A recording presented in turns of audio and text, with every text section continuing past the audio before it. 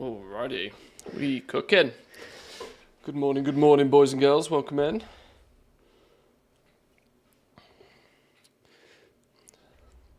For the last time before 11.1, reset day. My God, I look pale in this light. Holy!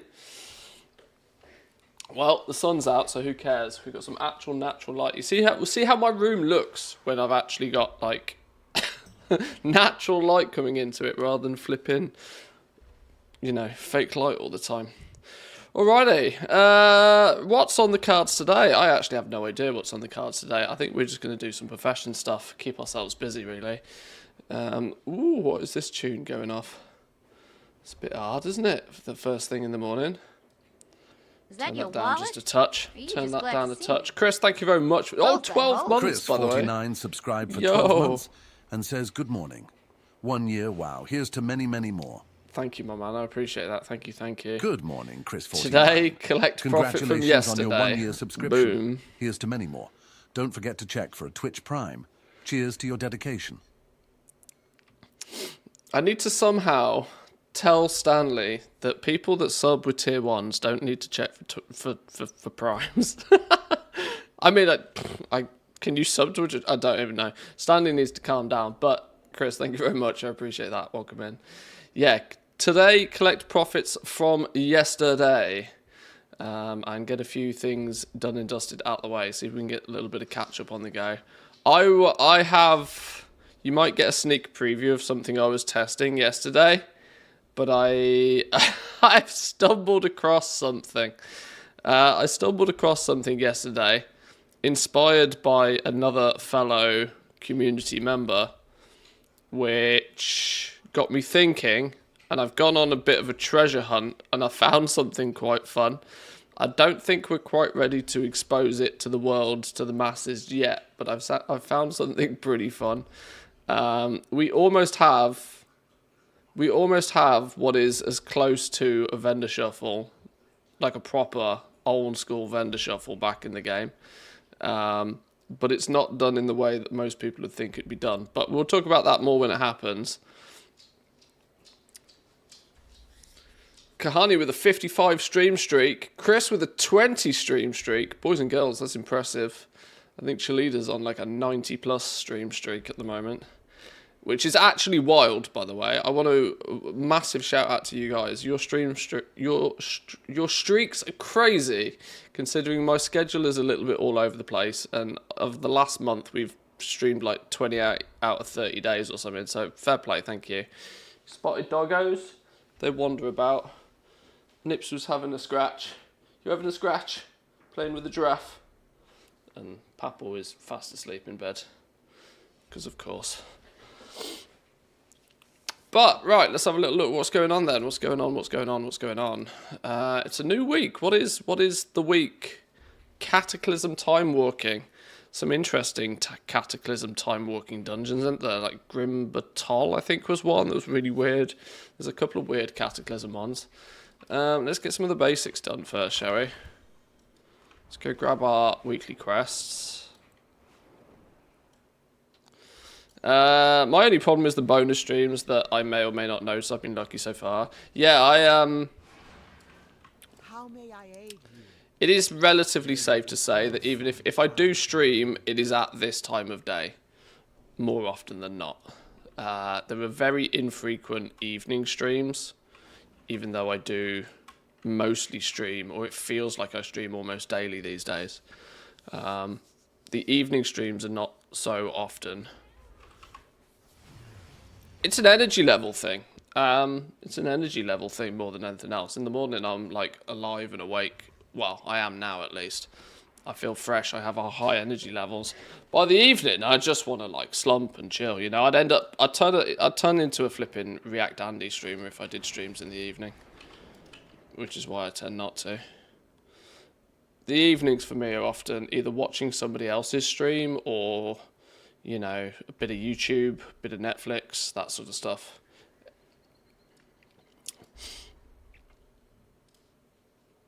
Right, craft orders. Any publics? Oh my god, there's public orders up. Oh, people want somebody else to do the hard work for them. I see. Clever, but Clever, but probably not going to happen. Somebody wants some. These, even if you have... I do have the recipes for these. But do these... Hang on, how does this work? Because do you not need to go to... How can you do a work order for these? Because I swear these polar ones were ones that you had to go somewhere to craft them. Also baits by the fact that they're offering 0 materials, yeah. Yeah, somebody wanting somebody else to do the real hard work there. You can still get away with that with Dragonflight stuff, not with the War Within things. I don't have the rune-branded waistband, unfortunately. That's a shame.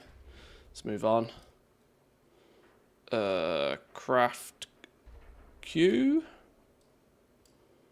Work orders. Wow, that's a stinky selection, isn't it? That's a big, stinky collection. I'm missing quite a lot of mats. Q1 Storm Charge Leather. Let's assume we're not doing that one, that one, that one, that one, or that one. Give me a shopping list then. BS needs to go to Nax, to the Black Anvil thingy. Is it just blacksmithing though? Or is it... I can't remember. This is why I write all of this stuff down, because I half the time can't remember. Oh, my bags are in a weird mess.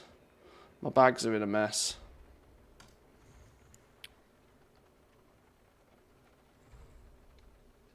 What do we sell? Those spore-coated hide, the crystal-fused hides from yesterday. A lot of expireds. Why have I sent myself pick? Oh, okay, I know. Okay. Let's grab the expireds first. They're not going to fit, are they? Damn. This is where I need to stop actually crafting and selling stuff on this character. Craft stuff, sure, but not sell it on this character anymore. Oh, tailors just craft it, same with leatherworkers. Blacksmithing, drawing the short straw. You win some, you lose some. Right, let's get this lot back on the auction house then, if that's the first port of call.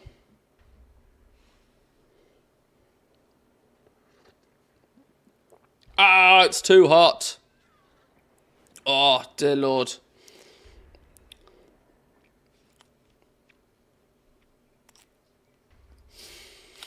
I should probably vendor all of these greys as well. That would clear up a bunch of inventory space as well, wouldn't it? That would make things... That would make life much easier.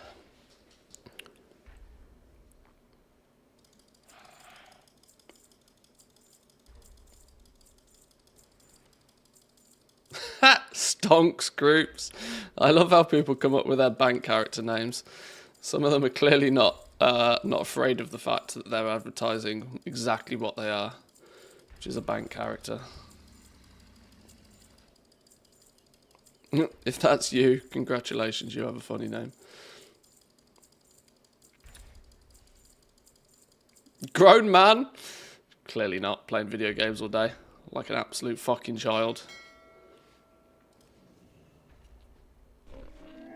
I have many lucky doos. You like? Sell the junk stuff. Good fortune to our friends. Let's try again. No, wrong, that one. Didn't sell much stuff yesterday, did we really? Well, revenue's revenue.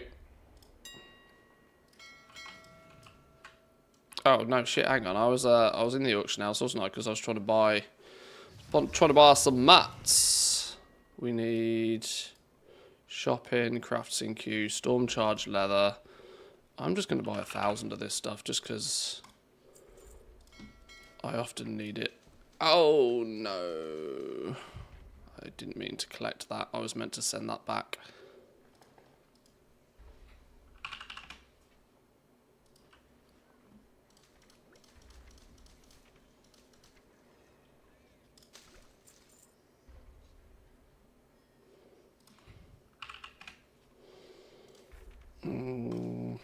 Random ass flipping Dragonflight materials that I was trying to make room for.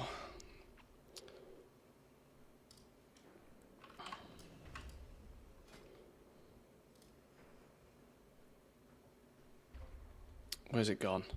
I wish these buttons had icons or something. It's the one, or at least be put in alphabetical order. I have suggested this. It is craft queue I'm looking for. Where's it gone? There we go.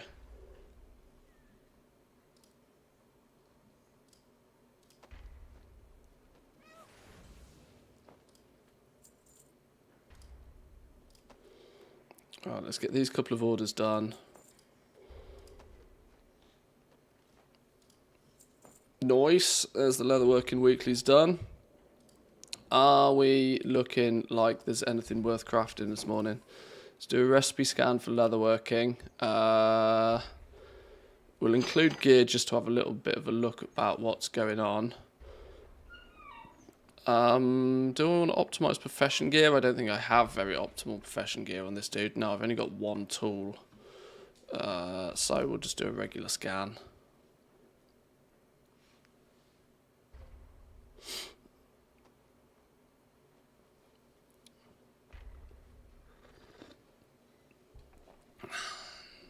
Hide shaper covered. Sure, why not?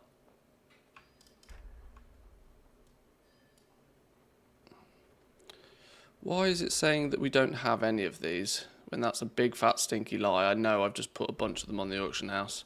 You know what? We're not going to do that. We're not going to include gear. Do me a scan of just the basic bits and pieces. See if there's anything we should be producing. Defender's armor kits at Q2 for some reason. Reset. Reset. Okay, reset price on those.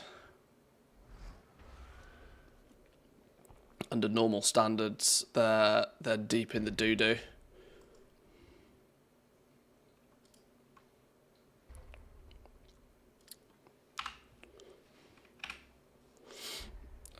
Blessed weapon grips, we saying reset? Not really, just up in value. They don't particularly sell very well though.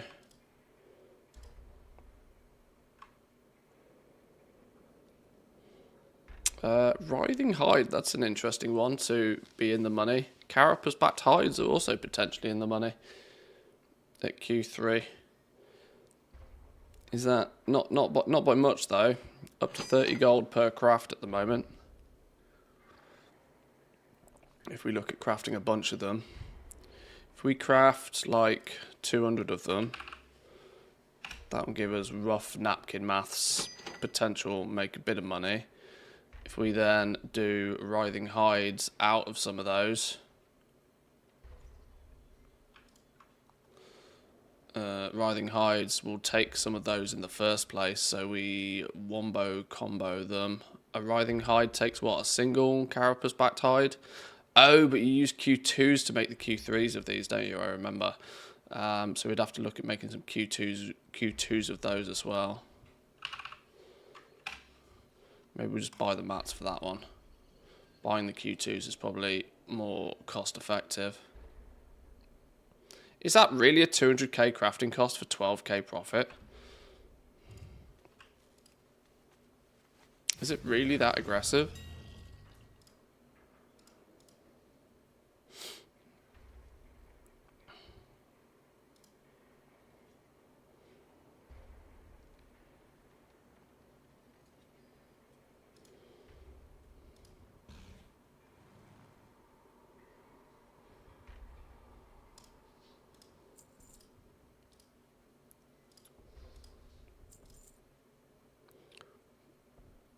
Ooh, these things are spicy right now. 841 of them.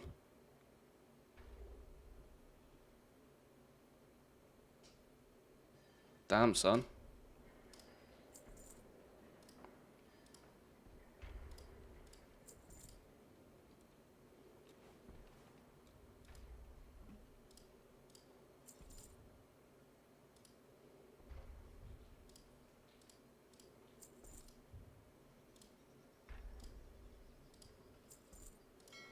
Okay, sure. All mats seem to be very thin markets. Yeah, it looks like it, doesn't it? Looks like it. Looks like you're going to have to come the right side of RNG at the moment. Let's have a little look, see how this plays out though. Where's our craft log? I turned craft log off yesterday. Let's turn it back on. Let's have a little look at our graph. Defender's armor kits.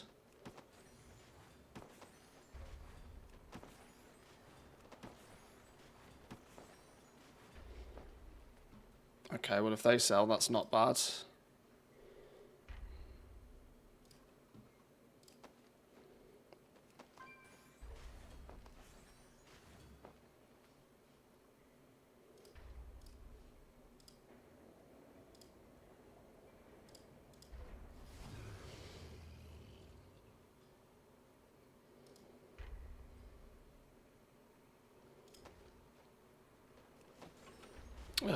Wait, if we're doing these en masse, we should probably pop one of these as well.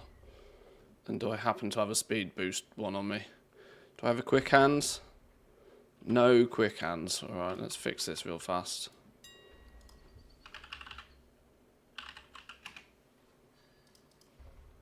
Wait, what?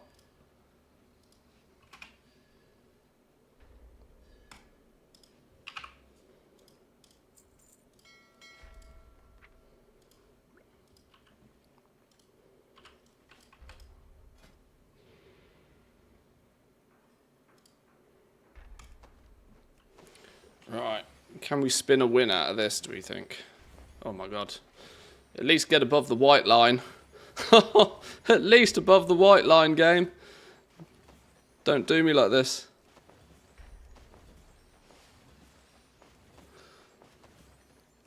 Wait, hang on, that feels so wrong that it feels wrong.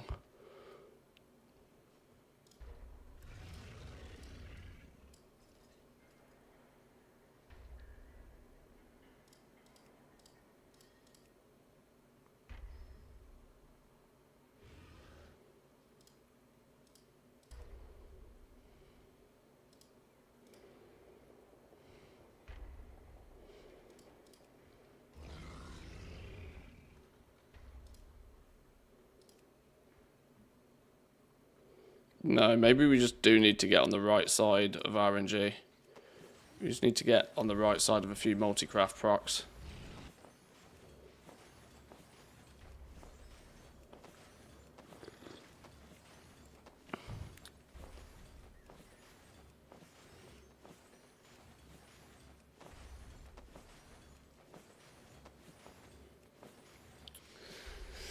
Oh, gold!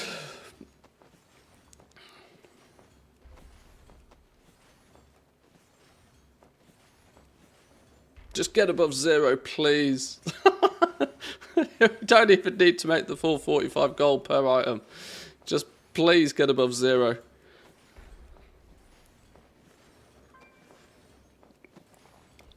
There we go. Positive numbers. But that said, by the time the auction house has had their slither,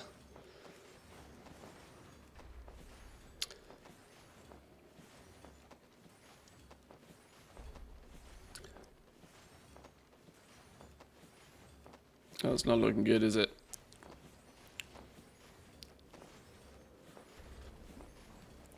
We're nearly 100 crafts in and we've barely broken 0. Oh dear. We need a hot streak to finish on. Or resourcefulness procs on the bone shards is not a terrible outcome either, to be fair.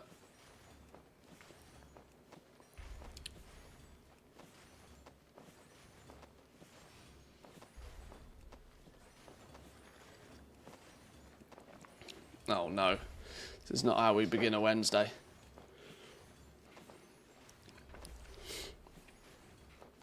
Oh. Couple of multi-crafts.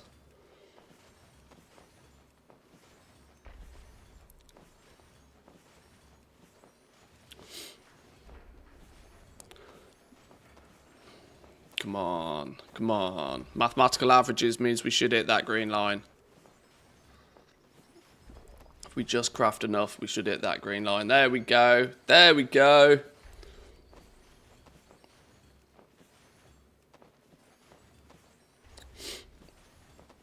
See, you just got to craft enough. Is there a way to tell TSM to only take items out of my bank that are not on the auction house, meaning one that I've sold? Talking about mogs, not mats. It's a pain to go over thousands of items by hand.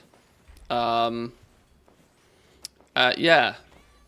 There's, when you use TSM, you've got to use TSM bank UI or warehousing UI or whatever it is.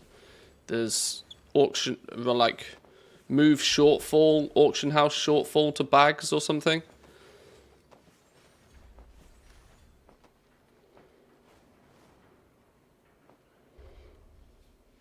Right, well, we did end up just above the green line eventually. See, this is the thing, right? You gotta let the laws of averages do their thing. Craft enough, and you should slowly get to where you need to be. Obviously, we now have the challenge of going out and selling a shitload of these, which is a different story completely. But at least we made enough at these profit margins that if we focus on selling them, we come out good. Now we want to look at writhing hide. We make the writhing hides. We make writhing hides using Q2 carapace backed hides, so it's a bit funky dunky in that regard.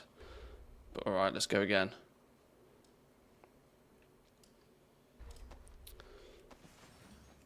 Oh shit, clear that data.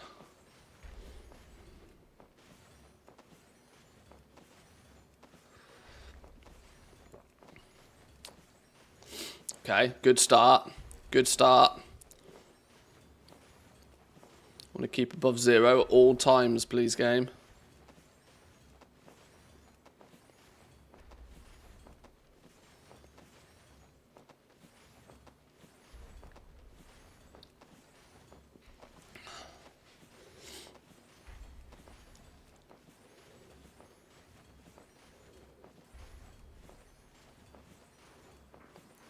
Staying above the green line is good. Don't you be dipping.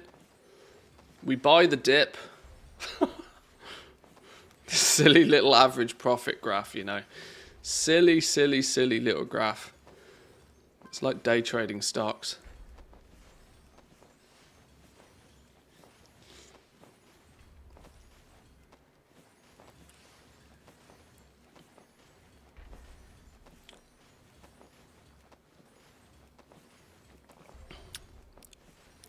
It's looking solid so far. Hover around the green, we're good. We don't necessarily need to beat it. We don't need to be on the right side of RNG. We just got to stay above 0.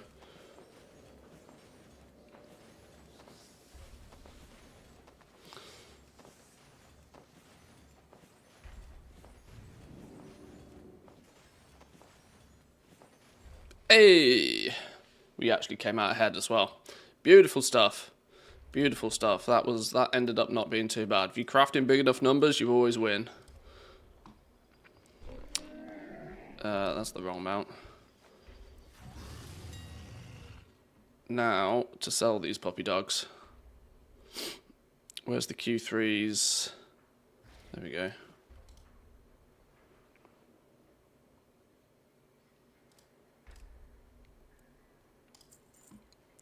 Go.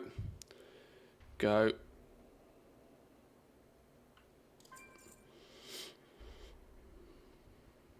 Alright, let's go look at jewel crafting then. Yeah, for the TSM thing, when you go to your bank or you go to the guild bank or whatever, if you do /TSM bank UI, you'll get this interface. And then what you can do is you can go into auctioning and you can move shortfall to bags. So this, obviously TSM knows what you've already got on the auction house. This will move everything that you have in the bank or the war bank or your guild bank that could go on the auction house that isn't. So yeah, shortfall to bags. There's a few options here, obviously. Post cap to bags, for example. This will ignore what's on the auction house and just move your entire post cap. So if you post one of each transmog, it will just move one of everything to your bags, for example. Yeah, these are quite powerful buttons. My thanks for your patronage. Right, let's go look at jewel crafting.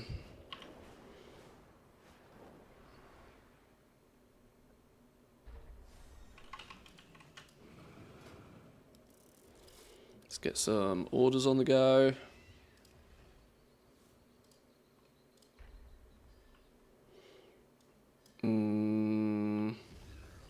Clearly don't want to do that one. That one's only for 1 knowledge point, so it doesn't need to be done. Do we want to do this one? 1 knowledge point. Acuity, 2 knowledge points. That's not really a huge amount of reason to do for 1 knowledge point.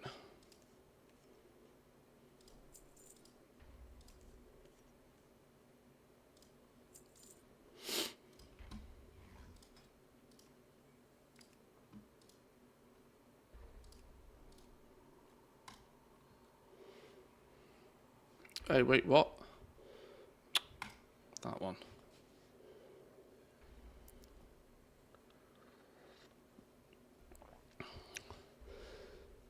Deadly Rubies, Q3. They're in the money. What's going on with Deadly Rubies?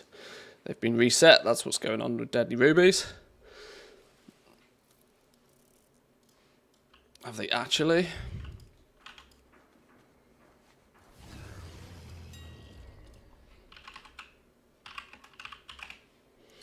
Oh, they have been reset.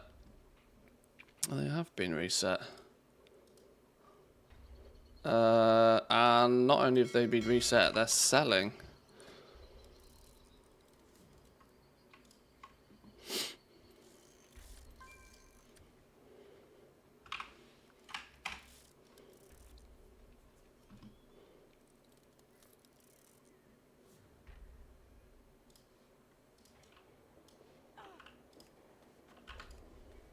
Oh wait, I'm gonna fall in. No, it's fine.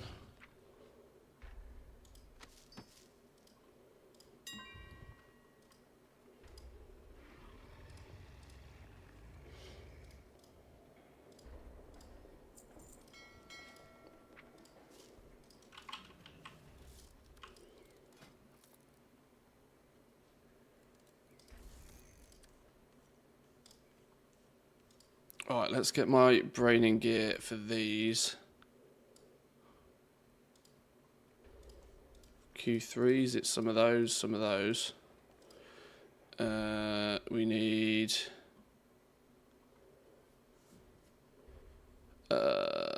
is this where we should be adding...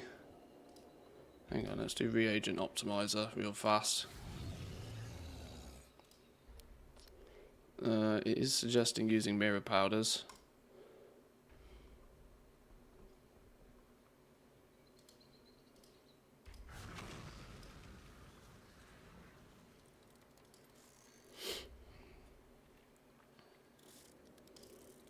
Right, go on. Go on, game. Bless me. Give me a few juicy procs on these.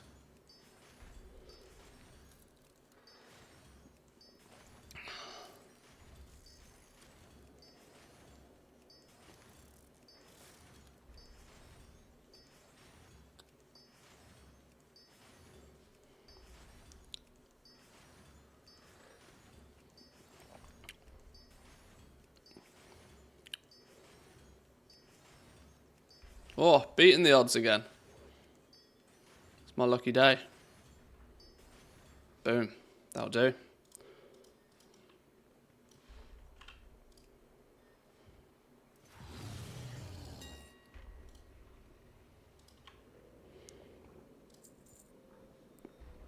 See if there's competition on these. Doesn't look too bad. Alright, I don't have much concentration to use. I'm not worried about using that right now. Sure.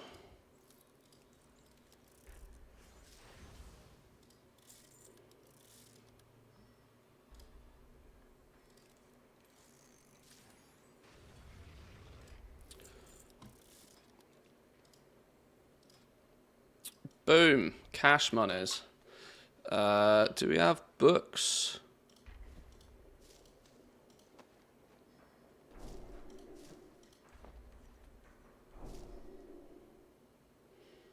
Do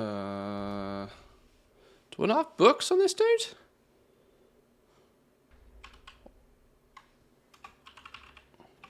Huh.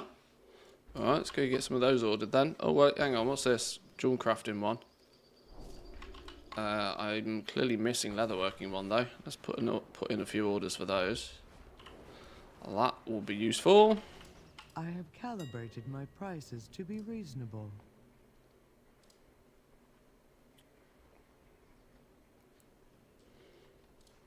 Do I not have any inks or ciphers? Maybe I'll just provide nothing and do this on my scribe in a minute.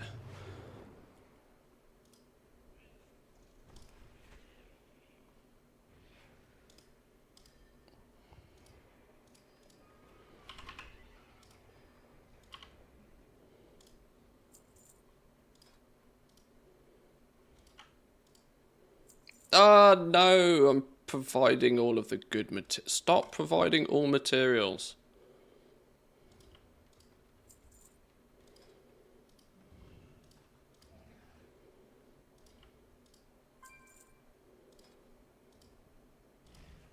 I can provide the spores, that doesn't matter.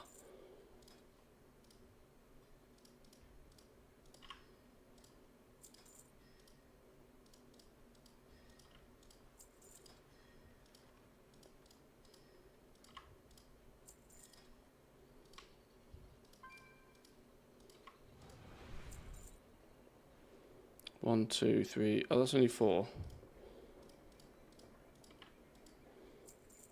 My directive has been Alright, we'll get fulfilled. those made in a minute.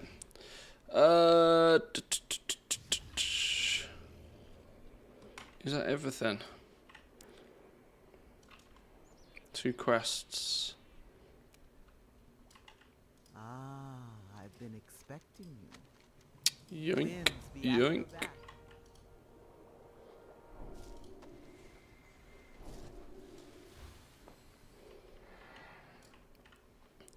Right then, how does that mean we're looking over here? Only 4 knowledge points from the whole adventure today. That doesn't feel great, does it? Leatherworking. Oh well, at least you get finished. Boom. Tree complete. Tree complete. Now we just need to start stacking up, what is it, 20 points a go? Is it true with these that the last 5 is basically useless? No, that's only blacksmithing, isn't it? It's only blacksmithing where the last 5 are useless. Markets are pretty wild today. Strange the demand is the same, it seems. I mean, reset day is always busy. Reset day is always busy. You know something's really wrong when reset day is quiet.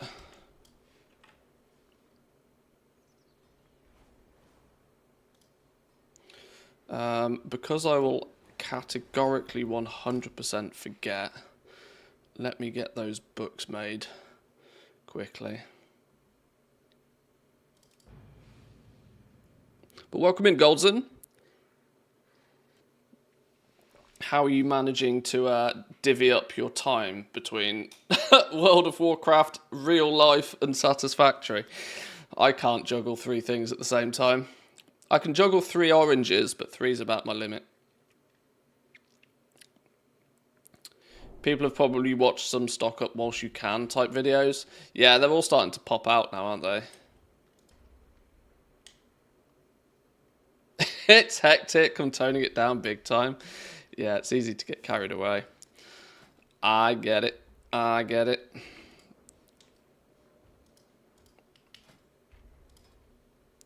Right, we've got a bunch of personal orders. We need to fill these. So I need a bunch of shadow inks. I need inks, and ciphers. Inks, and ciphers. Can we craft some? No, because I haven't got any of the stuff to be crafting stuff. Inks, and ciphers. Is there any...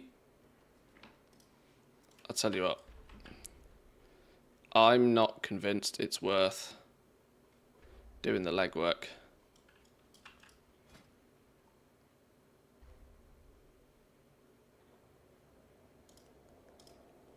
Unless I just happen to have some small number of Q2 mats lying around.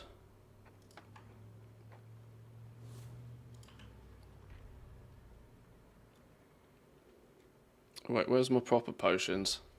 Have I sold my proper potions as well?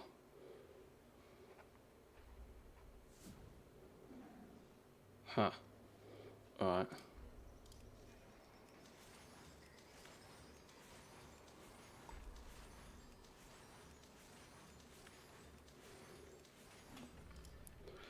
There's some Q2 Blessing Blossom.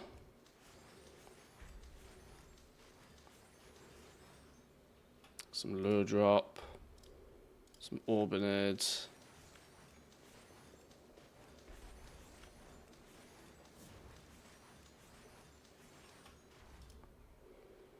Some Myco Bloom. Get me a few of whatever it is I need.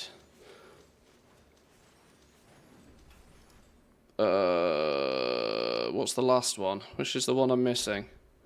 Lure Drop, Orbinid, Blessing Blossom, Myco Bloom. What am I missing?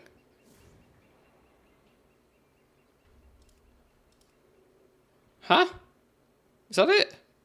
Oh yeah, because the Wrath of Spear doesn't get flipping out. Playing stupid today. Right, we need some fresh water times a million. Supply of goods for outlanders.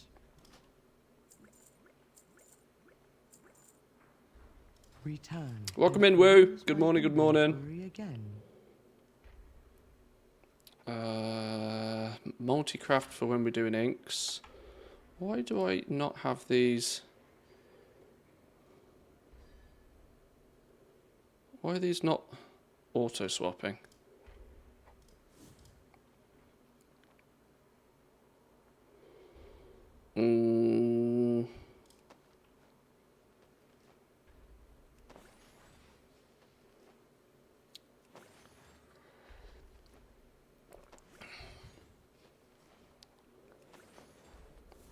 God, I forget how slow inks are to craft without a speed buff.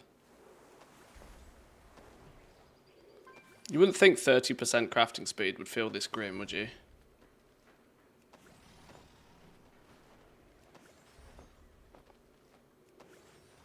Well, that was a nice multi-craft. We take those.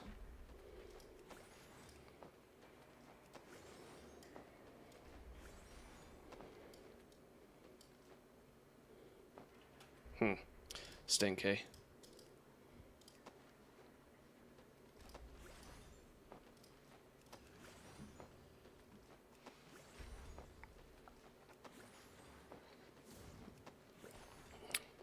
Oh, we were in the money for like a second then. Oh, dearie me. Using today's prices on herbs, though, is clearly where the problem lies with this. It's not to be too expected, really. But I definitely didn't pay today's prices for these herbs. So that's kind of misleading. Right, what do we need for these? We might as well on this dude go and grab the weekly quests. This isn't really this character's time of day yet, but we'll grab the quests all the same. Inscription is literally the easiest one to get orders done for. Though, that said, with patron orders, they're all pretty straightforward now. Right.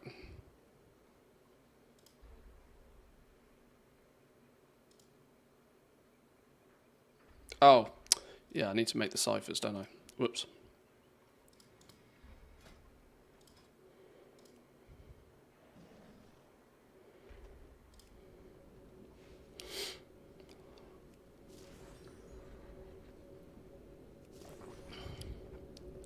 Do we know if PvP crafted gear stays the same, or do we get new items? There's no new recipes, but crafters will... Sorry, PvPers will get new medallions, which will be used when crafting the gear that will put it to the higher item level.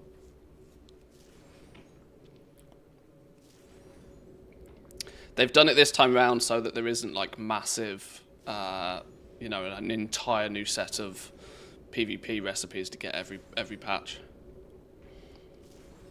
So when you look at, I don't know if I've got any on this. Like, so you'll see here the heraldries. Sorry, not medallions. There's going to be a new set of these.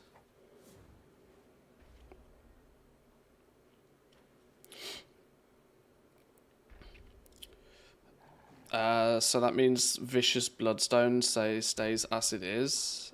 I haven't actually double checked that, but I'd assume it's the same. I can't see why they'd change that.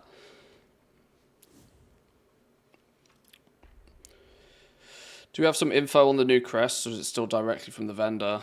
Well, it's looking like that we're not going to just... it looks like we're not going to know for certain until it actually happens next week. The fact that enchanters don't have it in their unlearn on the recipe, you know, when you open your recipe log, the fact that enchanters don't have it down here in the unlearn stuff on the PTR is worrying. Because that indicates that the recipes haven't been added to the game. And the fact that they're on the vendor as well is kind of like double worrying. Now, it's also doesn't really scream... I know PTR does PTR things when it comes to vendors, but this vendor doesn't kind of feel like that. I don't know how to clarify this in any way, shape or form, really, but it does kind of feel like enchanters are not going to be responsible Jack for crests next season. Shut up, chat. Welcome in, Jack. Good morning. Looks like someone's having a rough day. Jack the Dipper. Remember, it's all just fun and games here. Maybe a Twitch Prime subscription will bring some cheer to your day. Maybe it would. No old sports today. You telling people to shut up. you don't get fed decorum when you rock in like a wrecking ball. The bastard. All right, let's Shadow Inks, Ciphers, yeah, go. Oh, hang on. Yeah, we got Multicraft on.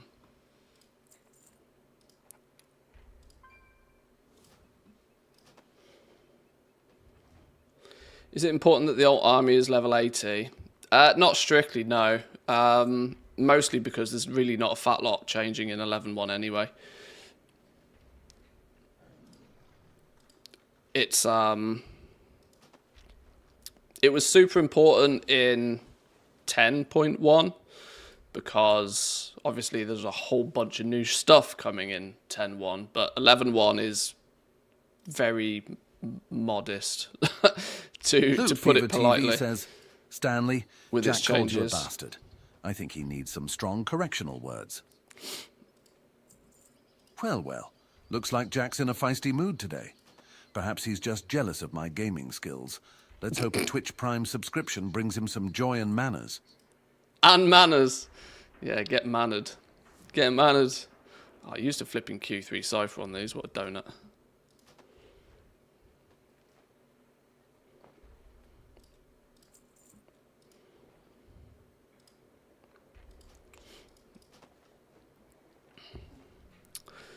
Yeah, so there's no real reason for anybody to be level 80 going into 11.1. I mean, the new zone is a level 80 zone, for reference, but I don't think it's restrictive from lower levels getting into it.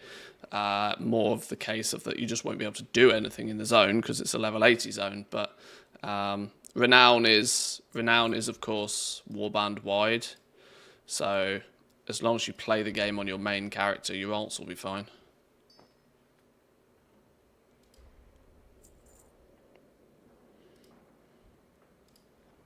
Georgist says, Stanley, do you have a Twitch Prime sub to give to Mantius, or did you spend it on your fave hot tub streamer? Oh, Georgist, you caught me red-handed. But fear not, I always have a Twitch Prime sub set aside for Mantius. Can't let the hot tub streamers have all the fun, right? They have all the fun. Clearly too much fun. Far too much fun. God damn you, Stanley. Certified gooner, clearly.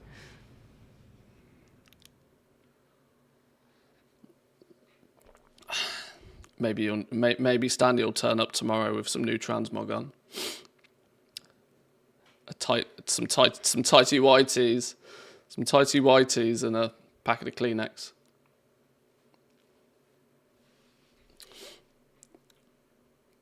Can we get new coffee mugs if somebody reaches the 1 year sub, like a golden one or something? I made updated versions of those ages ago, but For some reason, Twitch doesn't let me upload them. So I'm gonna I will fix something, yeah, because I had ones all the way up to I think 2 years, for different milestones. And I don't know why they're not working. I will fix it because yeah, the blue one is cool, but we need to level up. That's my bad. I'm being slow. I'll fix it.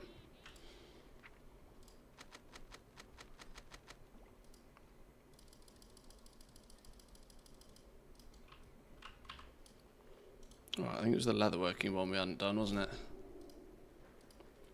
Right, we never do treasures because that's literally a crazy man's game. So I think, for the most part, that's this dude done now. That's this fella happy.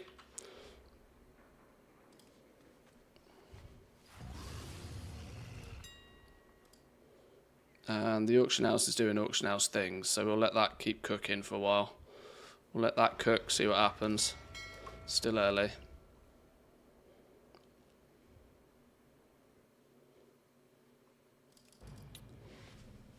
Thanks for the fast answer. Love the content, by the way. Been following since 9.2. Always have been useful. Keep going. Thanks, man. Appreciate it. Thank you, thank you. I know I don't do anywhere near as much on YouTube anymore as I used to. But of course, I'm... You know, I do stream every day. So pop in, ask your questions.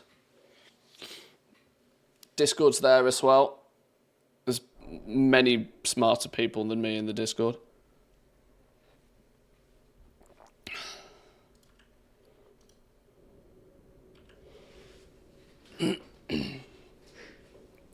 Right, let's get this dude some weekly profession stuff sorted.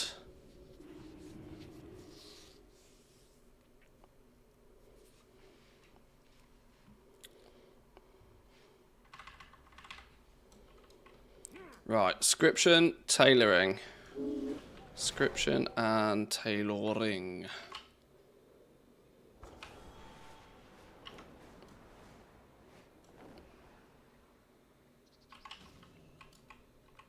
The winds guide you.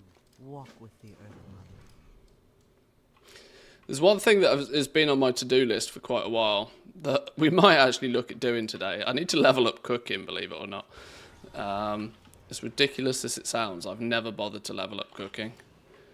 It's just not a profession. I had a real sour taste going into the War Within with cooking, because the variation of it that they had all the way through the alpha and all the way through the beta, I thought was really cool. I thought they'd nailed cooking for the first time in 5 expansions. And then about a week before the expansion went live, they undid all of their hard work and made it dumb again, and it pissed me off. So I basically ignored cooking on that reason. But we should probably get it leveled up. Even if it is a bit dumb. What are these orders? What are these orders? Why are the cheap? Why can't we do the cheap ones? Right, well, that's not happening. You're not happening. You're not happening. Wait, hang on. Are they all like tragically bad?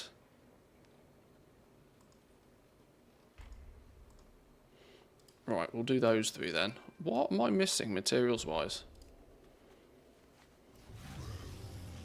Penguin comes to mind every time I hear cooking.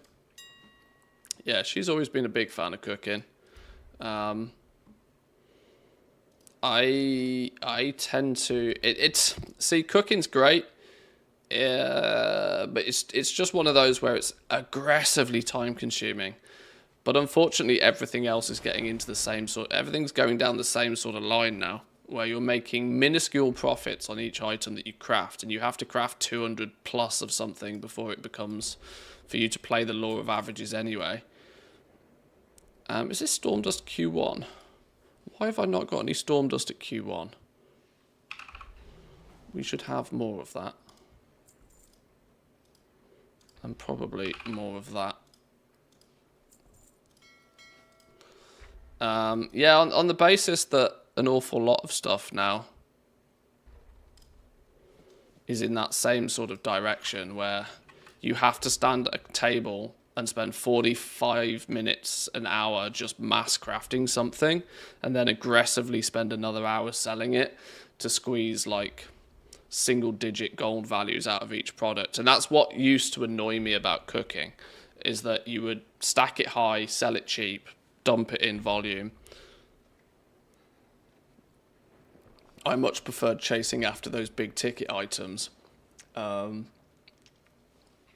you could, risk more of your capital to craft, but then, a 3% margin, a 5% margin, a 10% margin on something that cost 50 to 20k, is a lot more gold than trying to sell 50 gold food buffs with 2 gold profit per time. But the way that most crafting has gone nowadays is it's all slowly but surely revolving around producing a shitload of something and then selling it as as aggressively as you can also. So maybe in that regard, cooking is not really that different to everything else these days.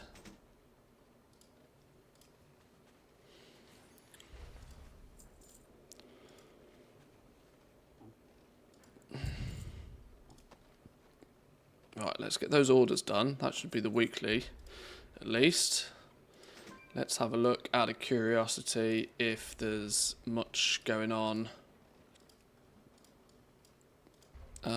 We won't include gear. Do I have optimized? Not. I've got a full resourcefulness one, so maybe we will optimize gear.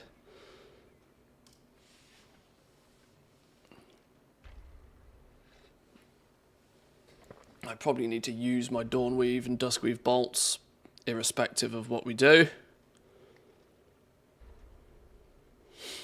I don't mind the treasures, since my hunter's no longer my main, and I do not get the skins just by content. I think skinning's the worst, same as herb mining. Gathering will always have its place. Gathering will always have its place. I was a big fan of the fact that they changed gathering to be more involving. And that there was a sense of progression with your gathering. I liked that about it, but that also took away from one of the key features that gathering had to offer to players, and that it was, a relatively level playing field. If you go do an hour's worth of herbing and mining, you're probably going to see similar results to somebody else that goes and does an hour's worth of herbing or mining. These days, though, if you just pick up herbalism and mining, you're looking at probably 10, 15, 20 hours of hard graft before you get to the same level as somebody else that just casually does an hour of herbing and mining a week and has just been, repetitive with it over the weeks. Which kind of leaves this gaping void for me with the profession, being that it was herbing, mining, skinning were never meant to be professions that are going to make you millionaires. They never were meant to have a very high ceiling of opportunity. But now there's also this big 6 to 8 week or 20-hour grind before you can quote unquote get good at them. We need something simple, something basic, something entry level, something dumb that anybody can pick up and master pretty quickly, which is kind of what gathering always was. And it allowed people to just dip in, make a bit of gold, sell some items, dip out, and everybody, it sort of worked. It's a weird scenario of that improving the system on paper has actually made it feel a lot worse in reality. Because, of course, the game is a MMO. It's, it's living, it's breathing. Everything that happens in game, every material that exists, in theory, has been farmed by a player. And if players don't feel the value in going and getting those items, then they cease to exist and whatever. It's kind of odd how it works. But Dusk Dawn Thread Linings. Why are you looking valuable all of a sudden? You're not overly valuable, other than for the fact that you're just a bit more expensive today than you are usually. On that note, though, not a huge amount of them really sell. Only 7% of the listed ones sell. Not too fond of that. Exquisite Weaver Cloth bolts are in the money. That's because they've been reset to 96 gold a piece. And At 96 gold apiece, of course they're in the money. The reality is that's probably not sustainable for very long, and I wouldn't be surprised if it's already self-corrected, because that was the price from over an hour ago. Exquisite weaver cloth bolts.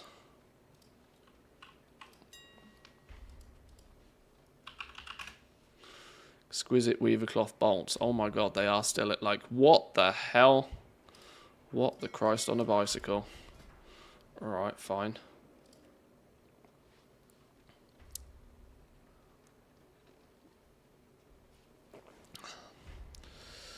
That's nearly enough to make 200 of those.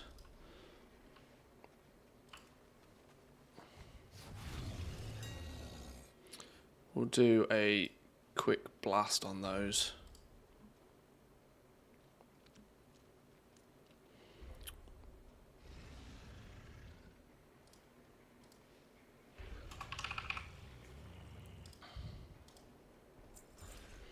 Weaver cloth bolts, storm dust. Hang on. I need to check this. Can't you get away with using quality ones of these somewhere along the lines? In fact, I should be using quality ones by default. Unless there's no price variance.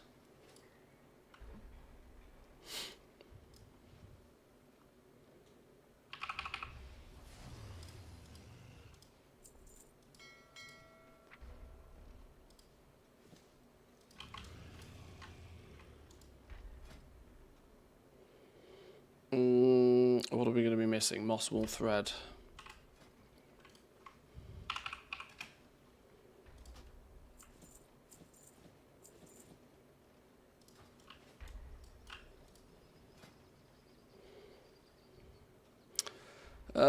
Multi-craft. We need a seasons buff. We need a quick hands potion because I can't be bothered to go do the weaver business.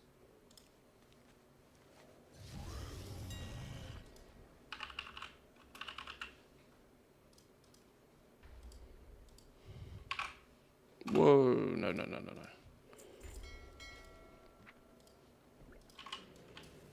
Alright, let's get those cooking.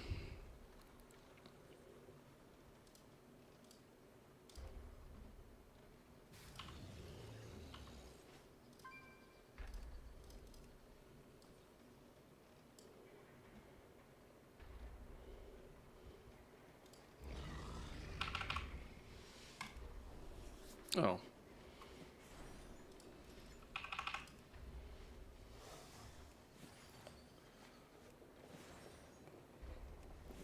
Right, let's see if these pan out even remotely close to where we'd expect them to be. Can we beat the laws of averages on these?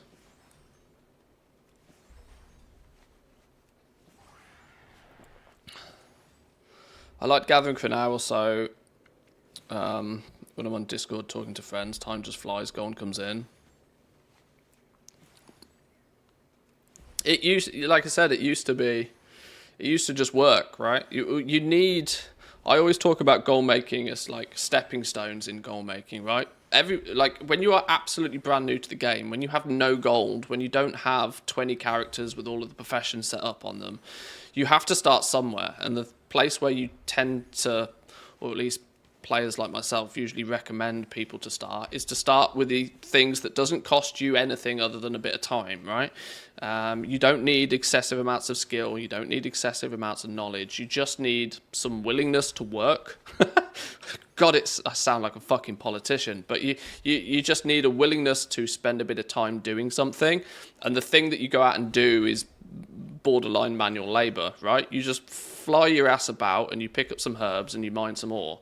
And then you put it on the auction house. You know, that was always the first stepping stone into making a lot of gold in the game. You then take some of that little bit of gold that you make, and the next stepping stone is to maybe look at spending some of that on leveling some crafting professions, because crafting professions have the luxury of the initial cost that you put into them.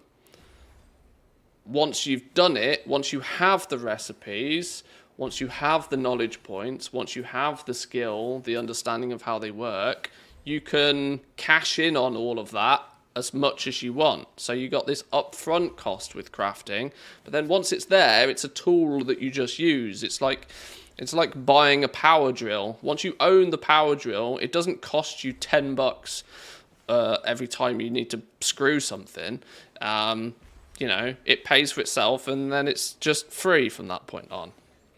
And so that's the next stepping stone. And when you've amassed all of the crafting professions and all the markets go to shit, then you can start looking at, I don't know, flaunting your excess gold, buying and selling and flipping and this sort of stuff. Moving gathering from that first stepping stone into more of what a crafting profession feels like in terms of sort of knowledge and skill and expertise and time commitment to gathering knowledge has kind of left this gaping hole at the bottom of where do players start? Where do players get going? The starting and the get going stage of herbing and mining and doing some gathering, yeah, sure, there's a catch-up system with it now, but you're still going to feel pretty poo-poo at it for at least a handful of weeks. Because even if you do as all of the catch-up and stuff, you need extra levels of knowledge to know that, right, well, you're going to need to get all of these tools in order, you're going to need to get as much knowledge, you're going to want to be farming these things, you want to be putting your knowledge points here but not here. There's a lot more to it now, where the game is sorely missing something just very simple, very basic, very entry level, because that's all that some people want. People don't want to have to learn a whole bunch of stuff to make just, you know, a tiddly little bit of gold here and there.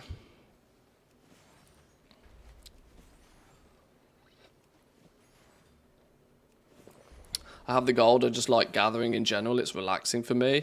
Yeah, well, this is one aspect of it, right? This is why I never really recommend people do gold making to make gold. If the only thing that you want from that activity is for your gold number to grow, you're better off buying tokens. Save your time, save your effort. You've got to enjoy the craft. You've got to enjoy the art. If you find it relaxing, milling around, like flying around, picking up herbs for an hour or two, if that is a relaxing activity for you, then you do you, go ahead. But if it isn't relaxing for you and it feels like a chore and you'd rather be doing something else in the game, then don't do it. As soon as the fun disappears, don't do it. Doing the enchanting catch-up, you can now get all 6 blue tools. Yeah, of course, yeah, but doing the enchanting stuff also requires, you know, that's not sort of what, that's not necessarily super duper entry level, just pick up a profession and go sort of thing, is it? That requires extensive knowledge on exactly what enchanting is all about Innkeeper already. of Moonglade says, "Hi Stanley, do you find picking up herbs relaxing?" Why, Innkeeper You are of right, Moonglade? though. Picking herbs in a virtual world is indeed quite therapeutic. It's like a digital form of gardening, minus the dirt under my perfectly manicured nails. Stanley loves a good manicure, clearly. Stanley looks like he enjoys a good manicure. I reckon his toenails are pretty... I bet you could eat your dinner off his toenails. Gathering gives one the feeling of accomplishment and progression. If you're willing to stick with it, and if you enjoy doing it, like I said, this is the thing. As long as you can get some enjoyment out of it, as long as you're having fun, do it. This is why, as the years have gone on, I've found it less of a problem to suggest to some people that they do just buy tokens, because for some people that is the right answer. If going out and leveling professions, if spending a few hours doing herbing and mining is nothing but a chore to you, you should not be doing it.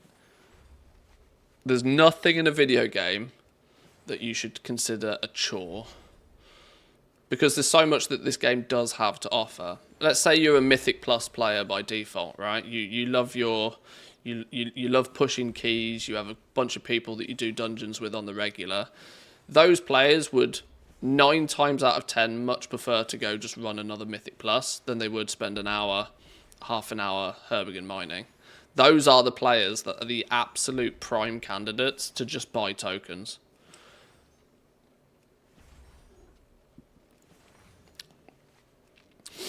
But, you know, I don't create the game, unfortunately. I just get to talk about it.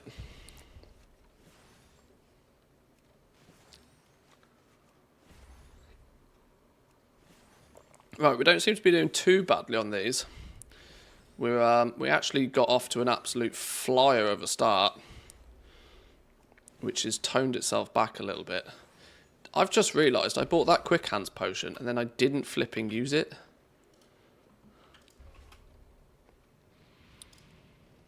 What an absolute donut.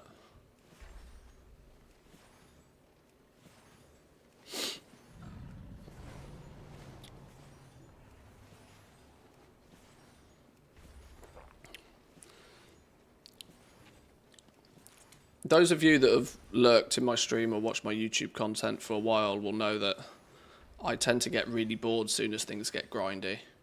And I'm in a nice position now with goal making that if it's grindy and I don't enjoy doing it, I don't have to and I won't do it. So it's that's the kind of position you want to get yourself in, really, if you can. Find enjoyment in the aspects of the game that also give you fulfillment and go do them. Go do them. As soon as something becomes a jobs list, put it down. Don't worry about it. Forget about the fact that it might be more optimal or less optimal than doing something else. Forget about it. If you enjoy it, do it.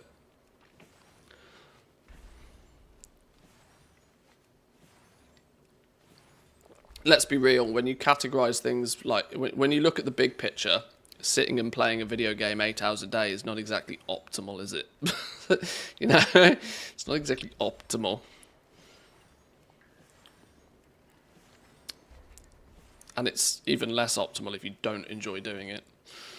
You're shooting yourself in the foot at that point. Been doing the concentration alt army the whole of season 1. I feel a bit weird enjoying it. I mean, concentration alt armies have given some players the ability to make more gold than they almost ever dreamt of, in a way that wasn't necessarily overly complex. It was legwork heavy. Obviously, you must have done something previously to set up or to level all of those characters, so there's that sense of achievement by actually using them for something beneficial.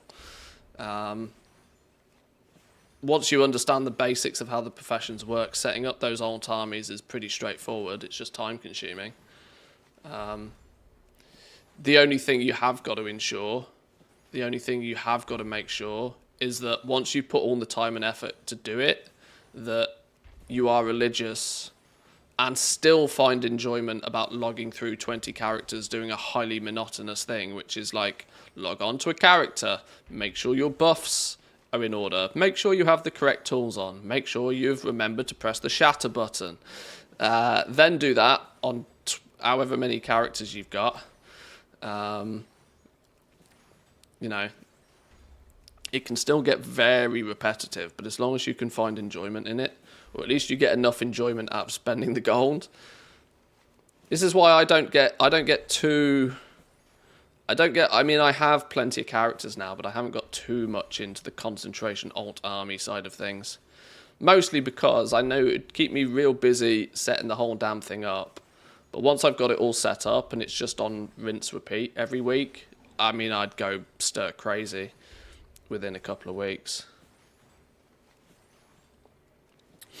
And I do, which is why I all the more often set all of these things up, and by the time I've got it all finished, I then just don't touch it.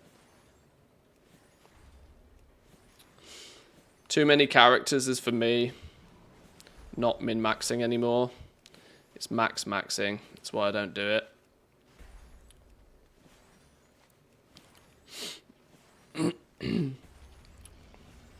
Everybody has their playstyle. Everybody has their playstyle. I mean, this activity right here, right now, is, you know, for most people, completely and utterly pointless. I do this more than anything else, just to showcase what's available at the time.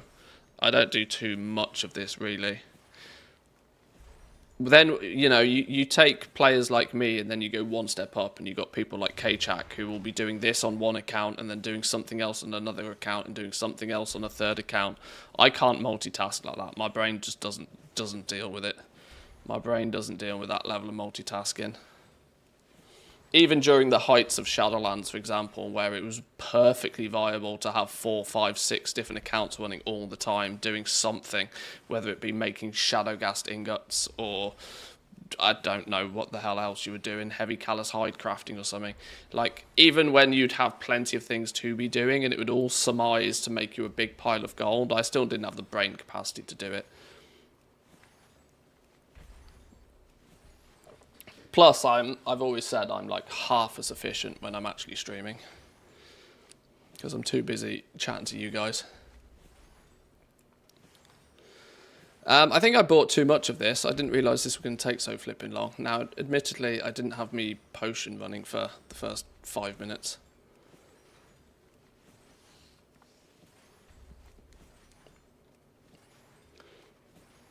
Three full accounts of Mop Remix alts. Yeah, that's going to add up nice and quickly. So you're at sort of like 200 characters ish. I've got all those tier 3 now.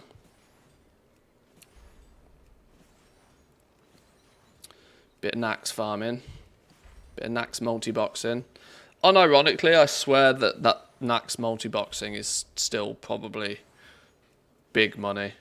If you've got 5 accounts up and running and you're running Nax on 20 toons a week, I think you're still making absolutely disgusting gold.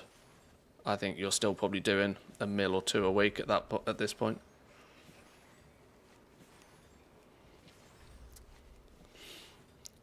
We got one of those idiots doing the 1 silver undercut and enchants. Oh, the undercuts. The undercuts. You're talking to the wrong person about that, though. Because I would also proactively do exactly the same thing. And actually recommend others do it as well. Because in the height of a cancel scan war, if you by the time you've pressed the post button, if your undercut is 0 coppers, by the time you've posted yours, you've been undercut by 3. You know, 3 people have stacked theirs on top of yours anyway. So you might as well go in with that 1 silver. So at least you know that you get your nose ahead of everybody else at least. At least for the 4 seconds before somebody else comes in anyway.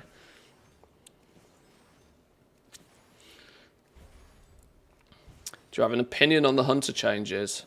Even though I main a hunter, I don't do anything even remotely end-gamey enough for it to matter. My main character's running about in, I think, 620 item level gear. I don't push my character to the limits enough for like class changes and balance changes to really affect me. If you push to get the most out of your character, I've heard that, you know, some of the changes are quite divisive. I know the marksman hunters were a bit annoyed about having to have a flipping pigeon. But generally speaking, I'm not the right person to ask. I appreciate you asking and welcome in, by the way, but I'm not really the person to ask.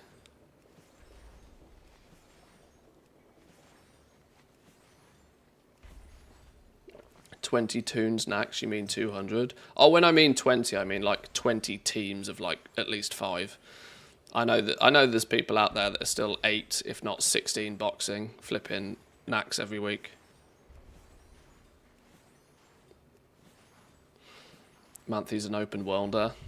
I mean, you're lucky if I even step out into the open world. Never mind instances. Authority of the Depths is doing nice today. Oh, it probably will be. That was reset like a couple of times earlier on in the week. Is that thing still over like 4K a piece?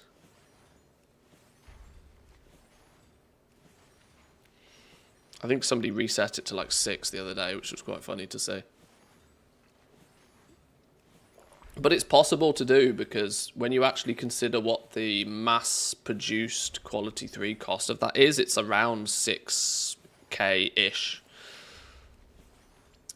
The only reason it ever goes below that is because of the pressure from concentration crafting.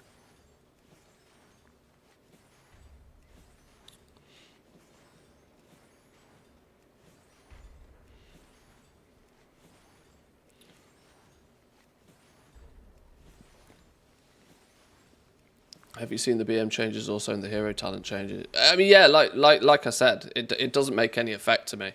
It doesn't affect me in any way.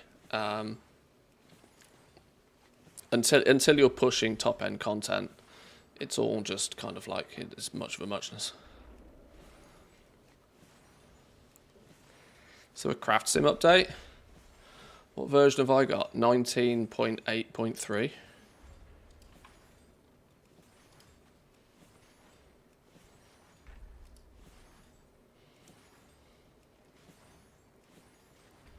No, that's an Auctionator update.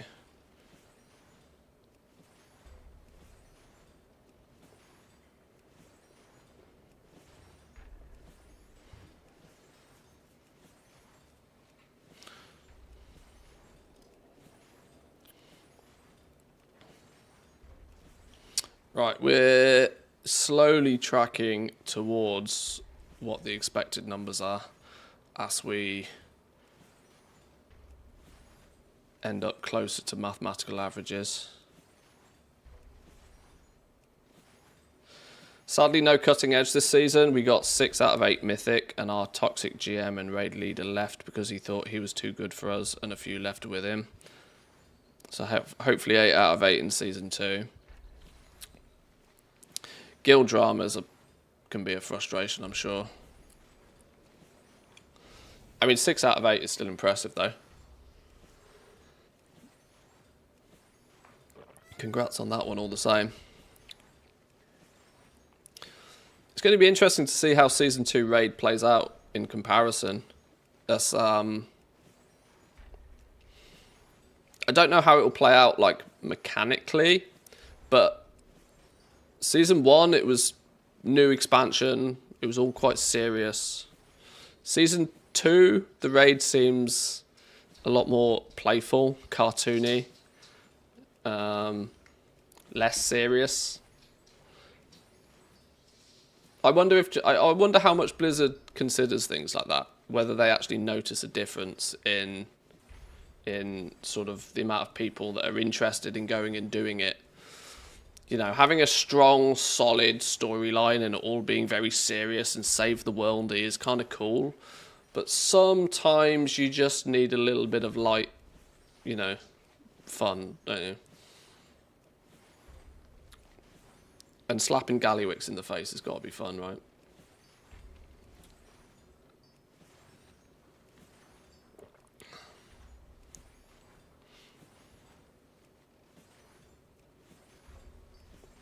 Feels a lot more like a side story that was just unfinished, a bit of a side raid. Yeah, I wasn't going to phrase it. I was careful with how I phrased it because, like I said, mechanically it could probably still be very difficult. That's all based on tuning, but the theme of the new raid seems a little bit more light, a little bit more quirky. And because it's Goblin-esque as well, they have a little bit more creative freedom to do weird and wacky things, I reckon. So,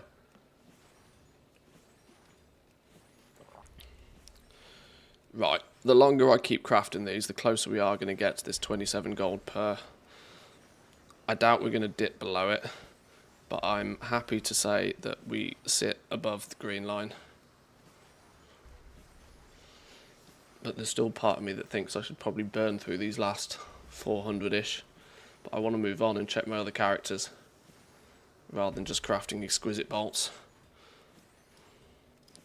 That said, maybe we could at least get a few of them up on the auction house.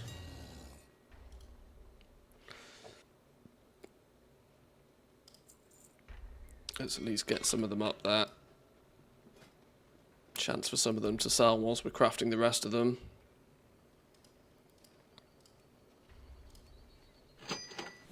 There we go. Straight away.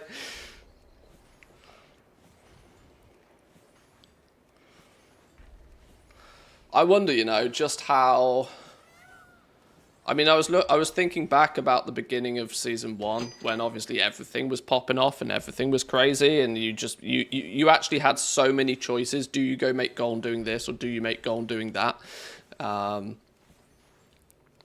I made an awful lot of gold with tailoring at the beginning, even though it was never a profession I like deliberately chose to focus on.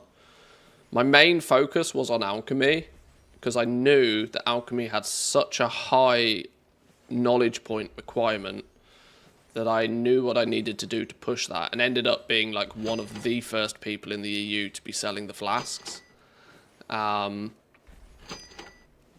So without doubt, I made a lot of gold off flasks at the beginning. But when I think back, I was crafting and selling exquisite weavercloth bolts and basically never failing to make gold on them for weeks. This one little material, for weeks, these were like cash money.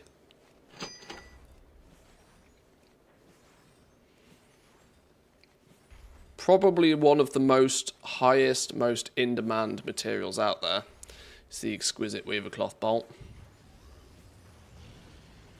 I think crafting, gear, and the mats will be less in Season 2 because most will be recrafts that demand less mats. This is true. This is true. Season 2 might be significantly more focused around recrafting, as people will probably now have 3, 4, 5 pieces of crafted gear that they won't necessarily need to replace. They can just give it back to a crafter and update it.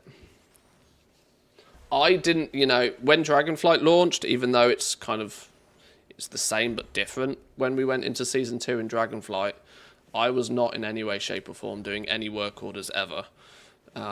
So I didn't really have too much hands-on experience with that back then. To know if there was a big shift into recrafting. I don't think there really was, because they switched the meta up real hard going into Season 2 in Dragonflight. We went from Elemental Lariat being absolutely best for flipping everybody to not... Because it was all revolved... Yeah, it's because they made a whole bunch of new flipping embellishments, didn't they, in Season 2 last time. This time they haven't. It's fucking nothing. Same old, same old. So if the meta ends up staying the same, you're going to see a lot more people looking at recrafting the gear they've already crafted rather than building something new.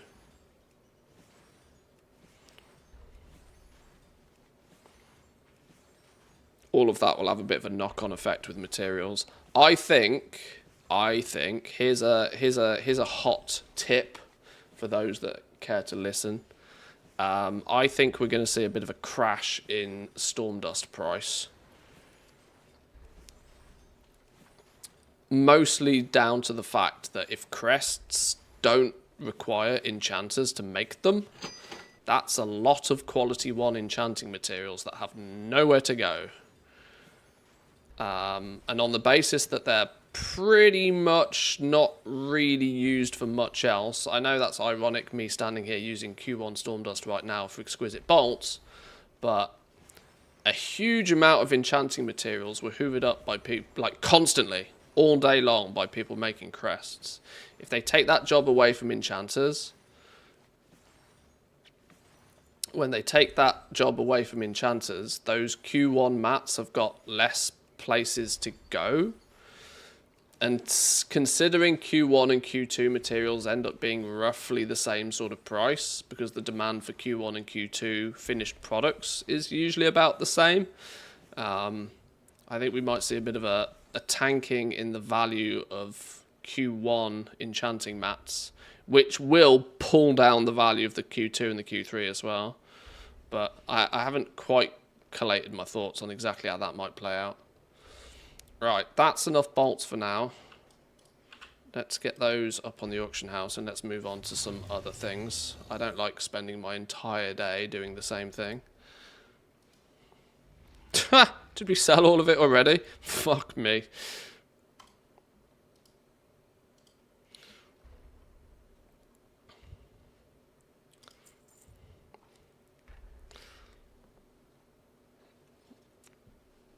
That was almost too easy, that was.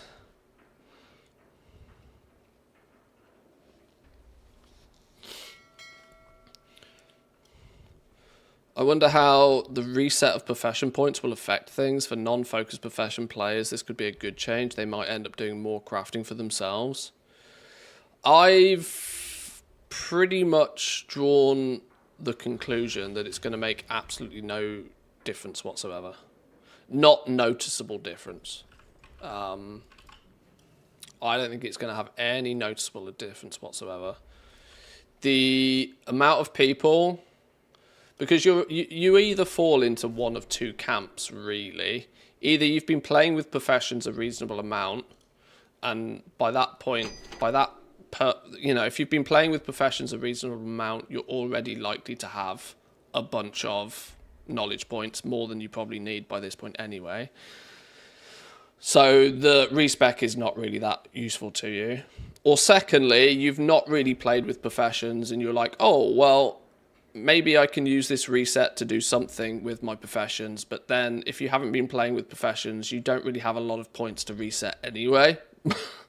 and then the catch up is, those players who have chosen not to play with professions much in season 1, I don't think that the ability to reset the knowledge points is going to be the catalyst for them to not only reconsider playing with their professions, but also then go from a non-existent use of professions to 2 to 3 to 4 weeks of consistent daily patron orders to try and catch up to get somewhere reason. It's like players are not going to go from one extreme to the other just because they can reset their talent points. So I'm pretty much of the belief that it's going to, it's a drop in the ocean. It'll be a completely unnoticeable value add to the game. It's mostly Blizzard adding it because people have requested it, and it took them since the beginning of Dragonflight to do it. It took them an expansion and a half to implement it. It's kind of useless. It doesn't really add anything. I think it will do much at all.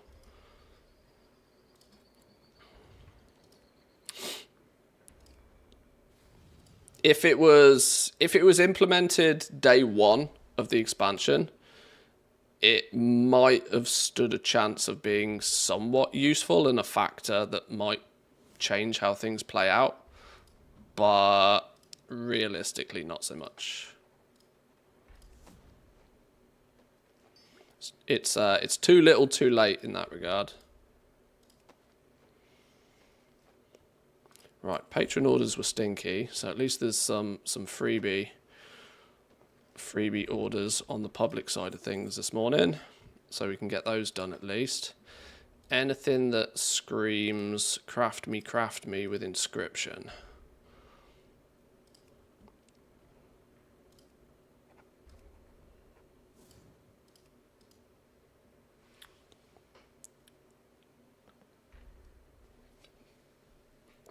I've nearly maxed out my trees, so it won't do much for me.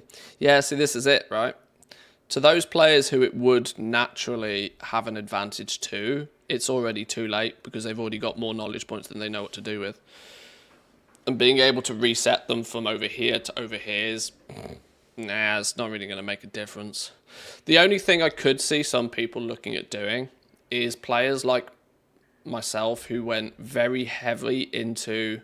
very, very, very heavy into mass crafting things, focused on mass crafting quality 3 things.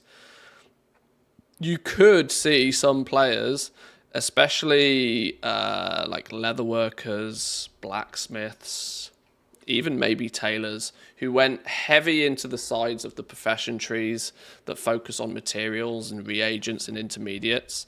Because of just how competitive the region-wide auction house is, a lot of players out there have probably spent a lot of time leveling that, made a little bit of gold in the very first couple of weeks, but have basically not touched them since. They might take the opportunity to pull all of those knowledge points out of that side of the tree, put them all into the gear crafting side of the tree, and just sit in the capital city doing work orders.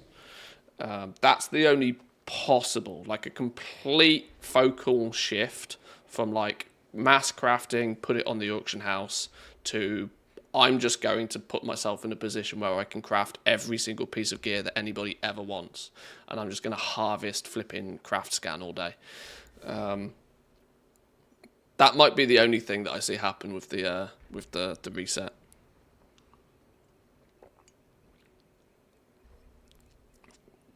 Because what you might then find is that you have those players that do actually have enough knowledge points.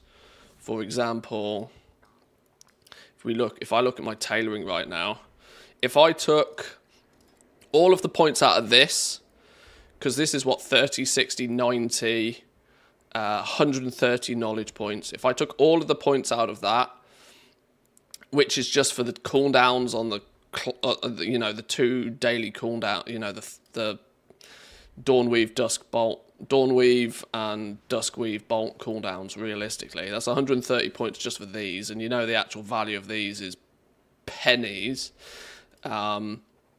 If you take all the points out of that, all your points out of quality fabric, all your points out of textile and treasures, maybe leaving some in the resourcefulness node, extra threads, you could basically fill this entire tree. So you could completely flip-flop from mass-produced auction houseable materials into just quite literally being able to fulfill any work order that comes your way for any piece of gear. And if you've also simultaneously been sort of proactive at collecting the recipes as well, you might be in a position where you can just turn around and say, yeah, I can just craft anything you want with this profession and this profession, which might open up a lot more work orders for people. Is an option that some people might choose to do. If they feel burnt by just how competitive the region-wide auction house is, a complete flip-flop from auction house to service-based might be an option for some. But, if plenty of people do that, it leaves the door wide open for those who do stick with crafting materials on the auction house. It's all supply and demand. If all the supply gets pulled away from making materials and everybody respecs into crafting gear for everybody, if everybody does the same thing, everybody loses. Everybody has to, for profit to exist in anything, people have to spread out. People have to choose to do different things.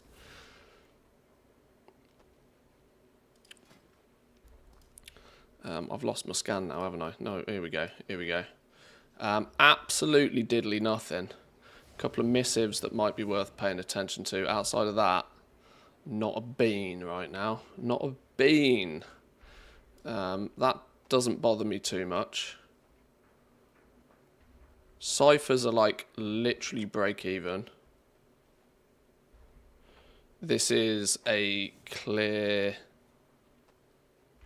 culprit of basic herbs, I reckon, rising in price.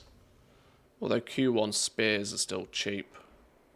They've risen by 20%, but they're still capping out at 20 gold a piece. Inks have risen by 10% off the back of the price of probably Orbanids.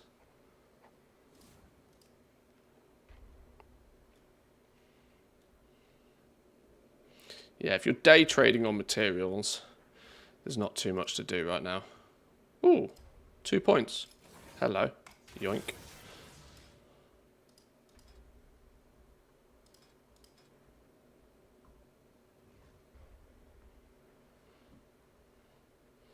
Okay, not much with inscription today is the conclusion of that.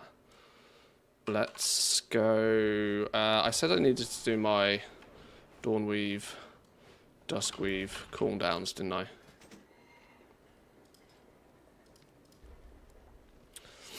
We've capped out on these, which is bad mojo.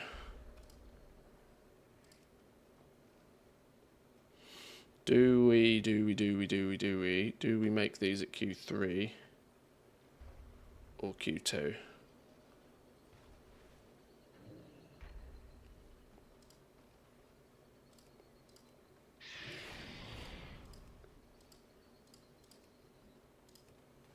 Let's make some of these real fast.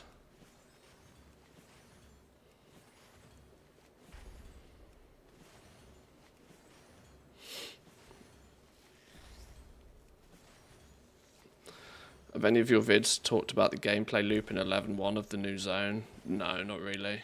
It's just like, in terms of gameplay loop, it's exactly the same. It's do world quests, kill rares, farm rep. There's nothing game-breakingly new in the new zone.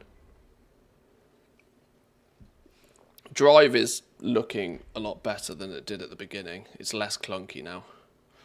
I was having a zip about the other day.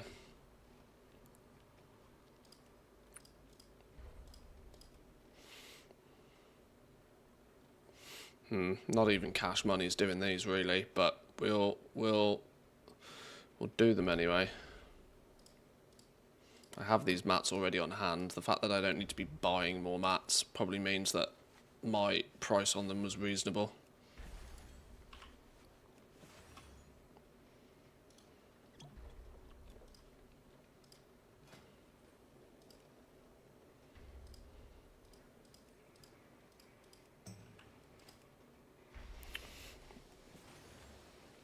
Let's get a bunch of these crafted, then we can get the Dawnweave bolts and Duskweave bolts done.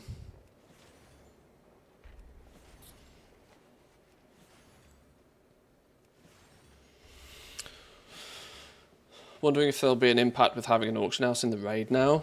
I mean, it's just by the entrance, isn't it? It's like in the Galagio.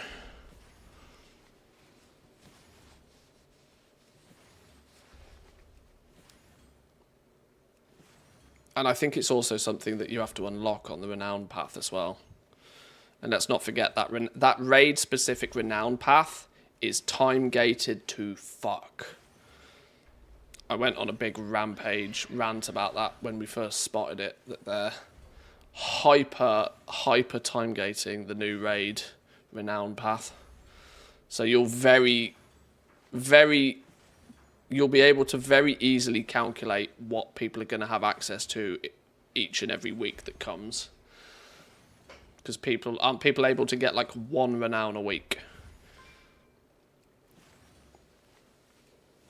And there's 20 ranks, so they're literally trying to time gate it for nearly 6 months.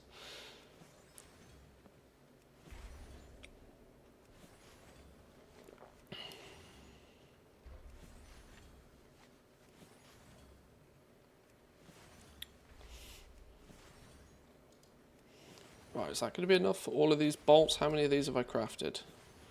30, 60. I need about 120, don't I? Well, there we go. There's 120. Resourcefulness will kick in.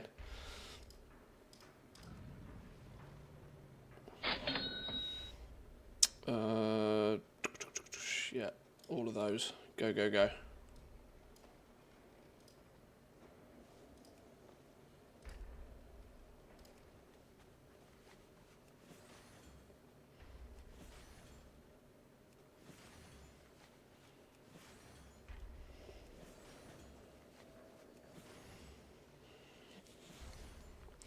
Couple of big multi-crafts and we'll be good.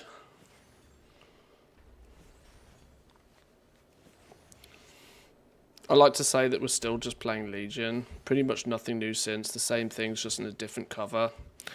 Just the grind and RNG are worse and worse and worse with each major patch. Legion implemented Mythic Plus, didn't they? Which means the endgame playstyle has fundamentally not changed since then, yeah.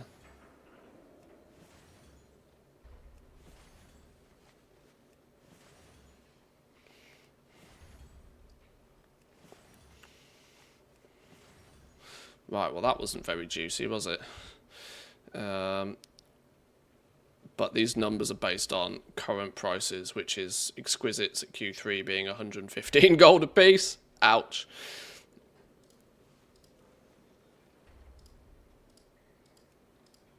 Oh, do I not have any Spool of Dusk thread at Q3? What's going on here? Spool of Dusk thread. Oh, it's because I don't have any Dusk weave at Q3. How have I managed that?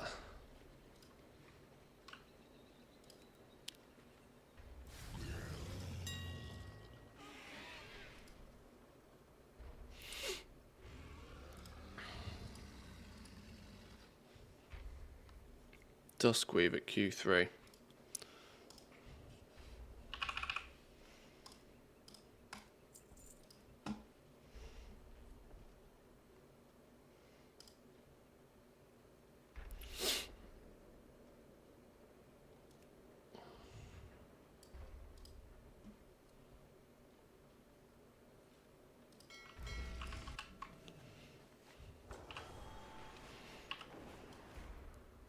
Mythic Plus has added, sorry, not Mythic Plus.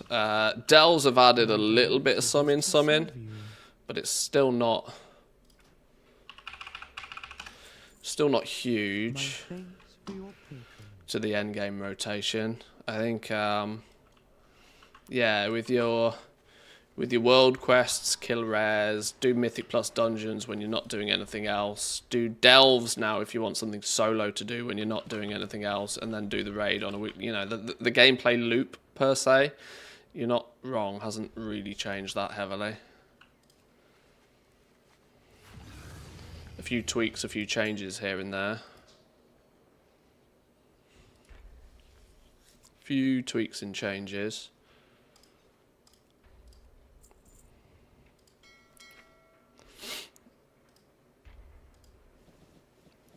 I'm not going to have room for that, am I? My bags are full.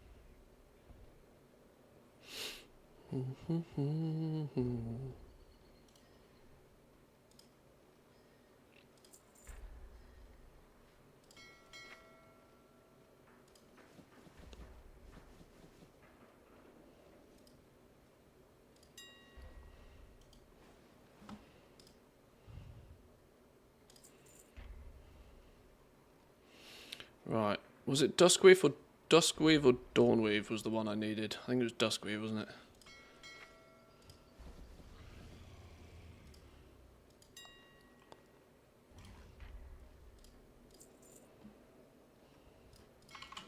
Right, let's get that broken down. Q3. Resourcefulness. Where's my... There it is. Go, gadget, go. Let's get some of this. Make our Duskweave bolts.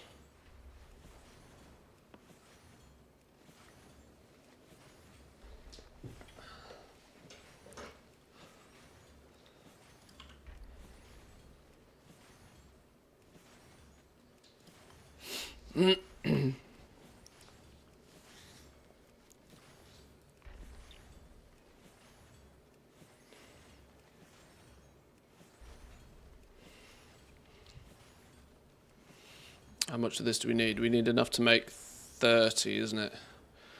For our max cooldowns.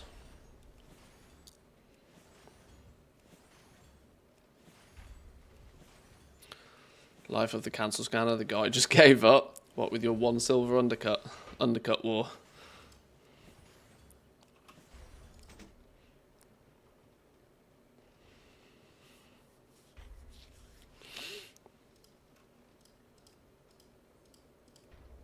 Alright, is that enough to make all 30? It is. Right, go, gadget, go.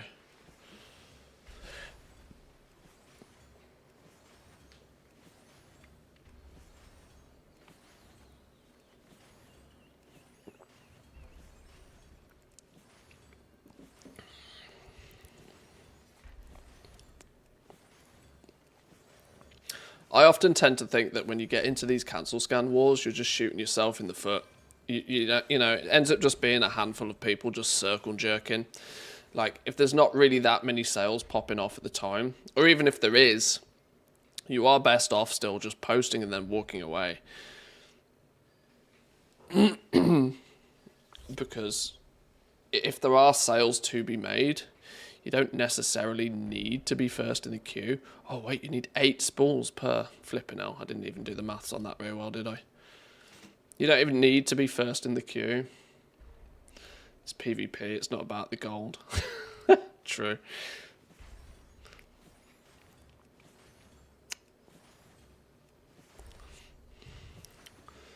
Unless it's Legos.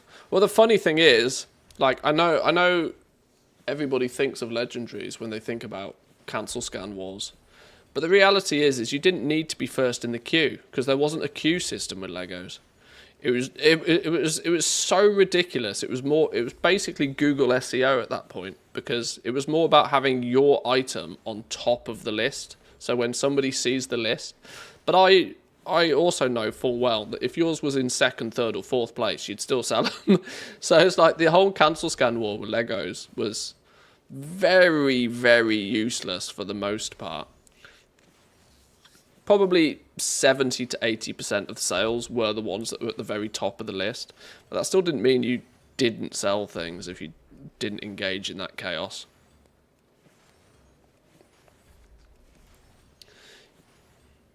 It was just the fact that, you know, it became worthwhile because the numbers were so big.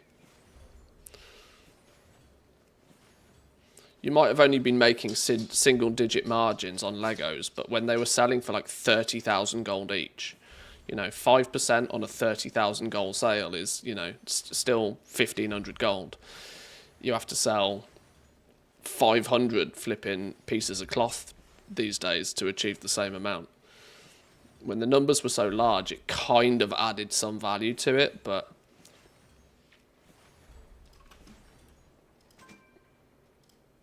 it was still crazy. And it was so weird how Legos was more about market control than it was anything else. It probably did the fairest representation of what happens in real business, where big businesses, we're talking like global-sized big businesses, they don't care so much about their profit margins. In fact, as long as it's above 0, it's fine. Even if it's not above 0 for a period of time, it's also still fine. It's all about market share. Big companies couldn't care about their profits realistically as long as they have the market share that they're after. And Legos back in Shadowlands was a very strong representation of that. You wanted to know that you had, like, you know, by cancel scanning 18 hours a day on your server, you could get like 50-60% market share of all the legendaries that were sold. And there was only ever so many customers buying a legendary every week that if you could hoover up half of them, that was half of the sales that other people were not getting, which is the concept of market share. If you can sell something to somebody, they didn't buy it from your competition. And that, like, even if it doesn't make you anything, you're restricting your competition from selling stuff as well. Market share becomes significantly more important. And so 6 out of the 7 days of the week during Shadowlands, you'd be selling for basically 1-2% margin. You'd be selling it at what it costs you to craft it, and you'd be furiously crafting on 5 accounts just to make sure that you were selling yours and somebody else wasn't, sort of thing, which is so silly, so crazy how it works out, but it was fun all the same. Deadly Ruby market just halved. Oh, probably 50-60 people watching me do stuff. It wouldn't be a surprise if somebody in here was like, "Ooh, Deadly Rubies," went and crafted a bunch and then killed it. Because why wouldn't you? This is why I dance around and do a bunch of different things, rather than just focusing on one thing all day. Right, did I do enough to get the weekly stuff done? I think I did. Right, let's move. I didn't actually have any intention on selling Who wish to those speak? just yet. Ancestors watch over you. May the eternal sun shine. This is only character number 2. We got much more to work on.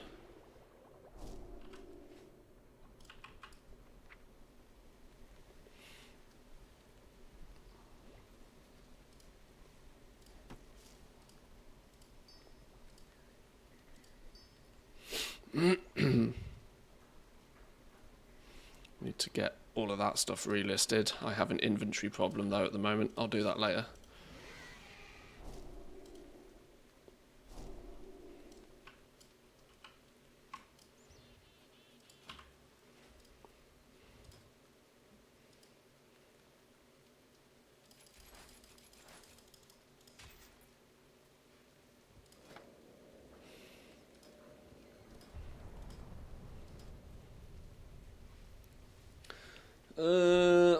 I have decisions to make. Decisions to make where we go next. Vantas wounds, missives, or contracts. Putting 30 points in contracts at the beginning of next week could be fun if we get the new contract. Hit Renown 5 nice and fast. Couple that with the ability to craft them optimally. Okay, we'll decide that next week. This dude's mostly done for now. Bunch of random stuff going on, but that's fine.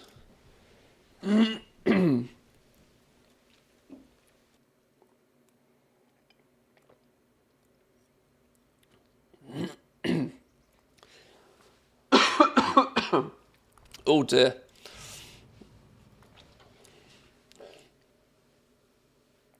It was fun indeed, felt like some real industry. Yeah, Shadowlands Legos did. Also, before, of course, we had the region-wide auction house for materials. There was a real. I always look back on Shadowlands Legendaries both fondly and negatively, in terms of the fact that it was Shadowlands for me was a very, very interesting expansion. I wouldn't necessarily say it was very fun, but it made you so much flipping gold if you were willing to push it. The upper ceiling was just broken. There basically wasn't an upper ceiling. This was the thing, right? Which was so broken. And that you could throw your gold around and you could dominate the markets aggressively by throwing your gold around. But that's also its downfall, right? It's also its downfall because it meant that there were the only way that players, what is often forgotten is that for certain players to make a lot of gold, that is usually an indication that a lot of other players have had to lose gold, or at least lose time, right? So Shadowlands made a handful of heavy players very, very, very wealthy, but it also stripped huge amounts of gold off an awful lot of people. And so, with that in mind, like, in a video game, it was kind of brutal. It was kind of brutal. It's the kind of shit you would expect to see in, like, Eve or something, where, cartels and market manipulations and, all sorts of crazy trade wars happen and stuff, but not necessarily the thing you'd expect in a little silly fantasy dragon game.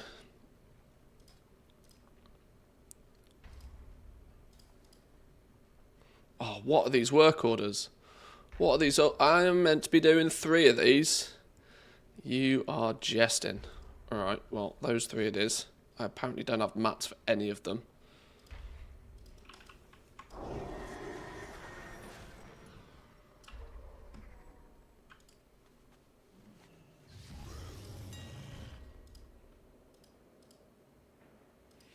Was it literally just alloys I needed?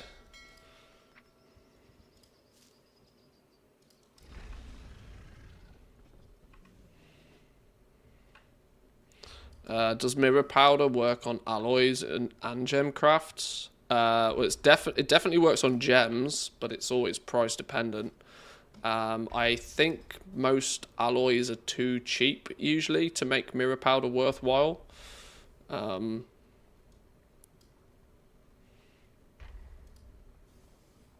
mean, you can always see by just, you know, clicking the button and it'll show you. Yeah, you can use mirror powder, but it's often the cost of making alloys is often too cheap. Even sanctified alloys, I think, are borderline. You probably minus 136 using it. Yeah, you still, even alloys, you're still potentially losing gold. Finishing agents are weird. They only add, you know, you've got to do the maths on if they actually add any value.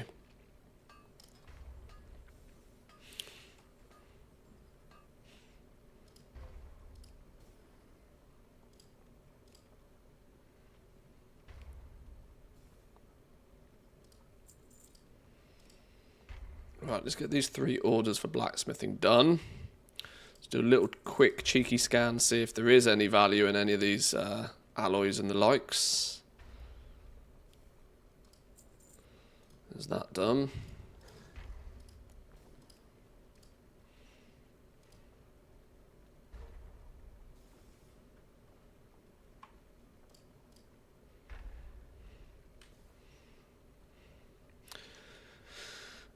Some possibility in frameworks. I say possibility.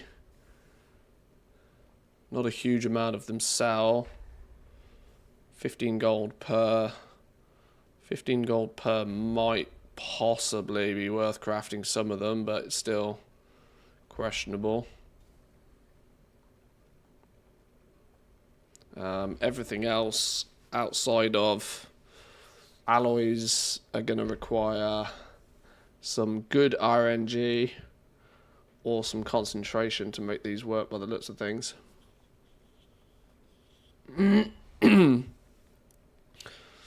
Even with a current, even with a slight price hike on them right now.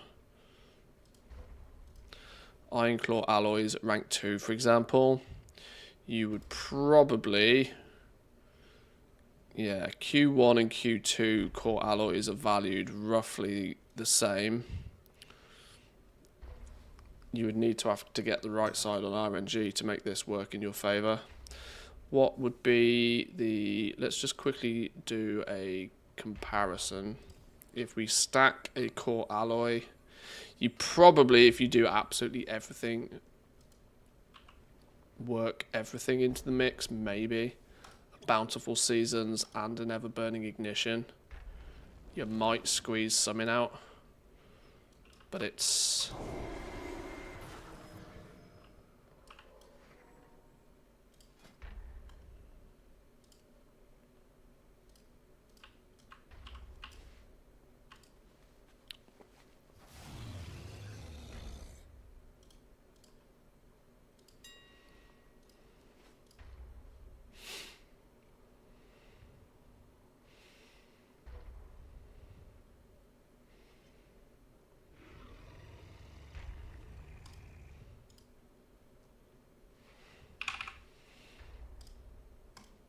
try a bit.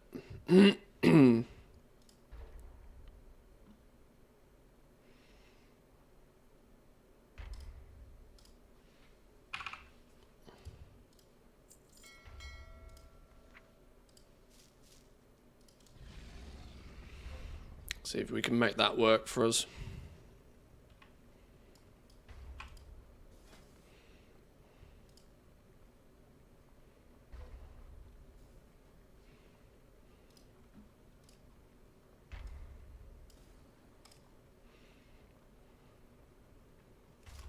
Oh, hang on. If we don't use a quick hands, we'll be here for days as well. I'm wasting minutes of my ever burning by doing all of this. I should have figured out all this first, but I forget these things.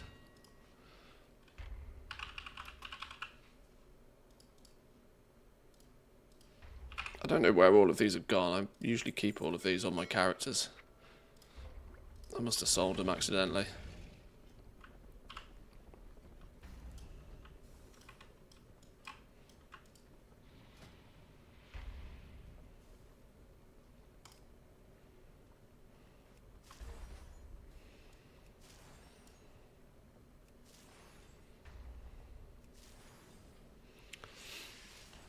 Alright, come on. Multi-crafts, let's go. 3/4 of the characters done with patron orders. Time for a bit of a break. Yeah, don't burn yourself out. Resets next week. This is meant to be a chill week before a new patch.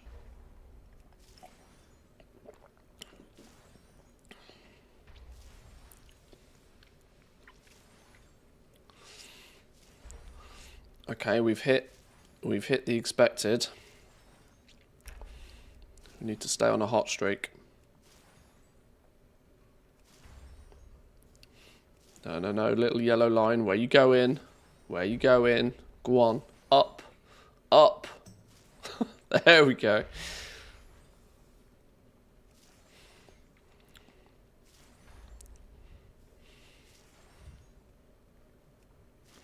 Still got to get KSM and solo Zekfir. My 3-month break screwed me so hard.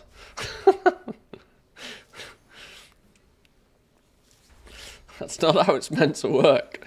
That's not how it's meant to work. It's like you see people people in the office or whatever who have they got a week off next week. And so they're like, I've got to get all of this done, and they do a 60-hour work week the week before they have a week off. It's like you're not having a week off at that point, are you? If you work 20 hours the week before that, you've not really given yourself a week off.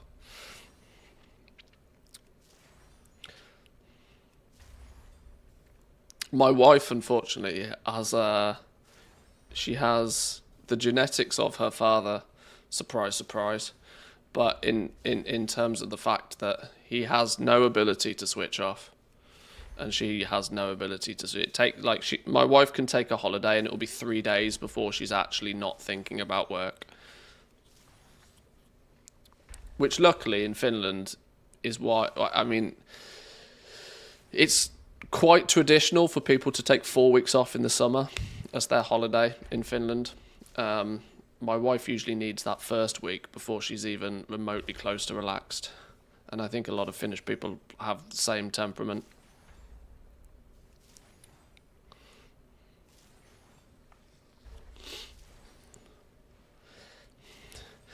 And meant to be, but sadly that is how it is with all the time-limited FOMO game design stuff. Yeah, they could definitely do with toning some of that down, I think. Right, well, we've stayed the right side of the green line on crafting these at least.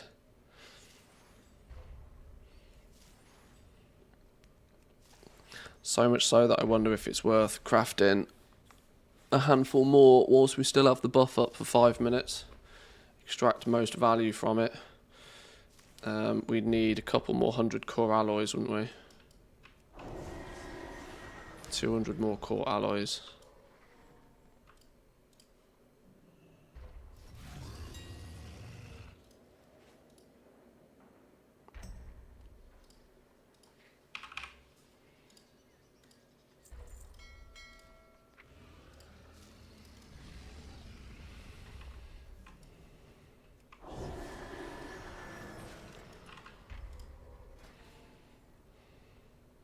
Way. Oh, we're out of echoing flux. I have calibrated my prices to be reasonable. How much is it per? Is it 5 per? Return and peruse my Quick, go. inventory I've only got again. 4 minutes. Go. Let's see if the second batch is as good to us.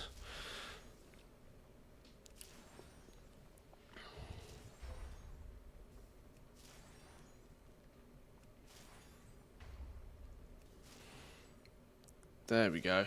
Only takes a multicraft or two to get going.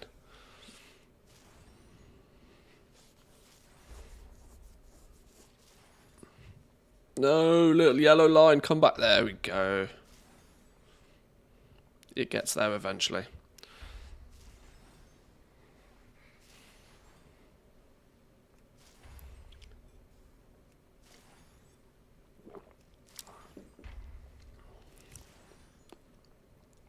It's good to take a little break from games, though. World of Warcraft has this habit of just, like, locking people down. Especially those players of us that have literally played it for, like, best part of 2 decades. It has this real ability to just lock you in. I've gone entire years where I've basically not played any other game apart from World of Warcraft because, you know, stuff's happening. I'm looking at you, Shadowlands. But, you know, taking a couple of weeks out like we did recently, go play Satisfactory, put WoW down. Like, and when I say put WoW down, I mean, like, turn it off. Like, unsubscribe. It's healthy.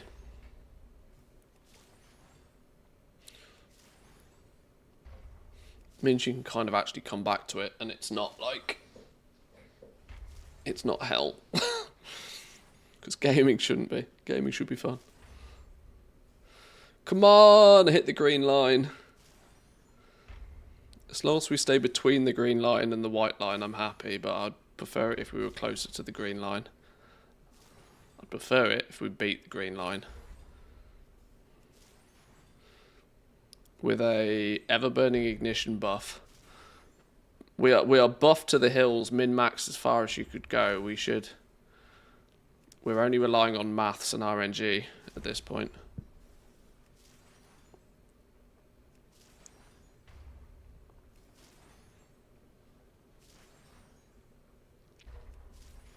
If you're able to turn a game down, it's not a good enough game. So in my opinion, the devs need to do better. I can easily stay away from WoW right now, but back in the golden days, I'd kill if I didn't get to play because it was so good. A good game is a game you lose your friends and family for. I mean, that is one way to look at it for sure.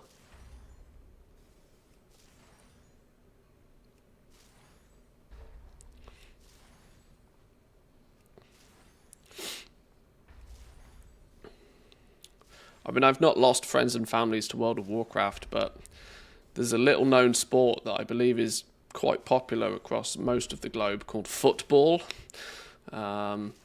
Soccer to my American fans, which I have lost friends and family to. When you ask somebody what they're doing at the weekend and they're like, oh, well, Saturday I've got to watch the game. And you're like, oh, okay then, well, what are you doing Sunday? Oh, well, I'm watching the Sunday game. I'm like, oh, okay. So we're just not friends anymore then. I get it. I get it.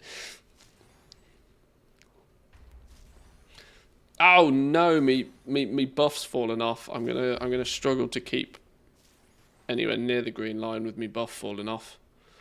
Oh well, we ran out of stuff anyway. Alright, we didn't do as well on the second batch. We basically never even hit expectations, but you win some, you lose some.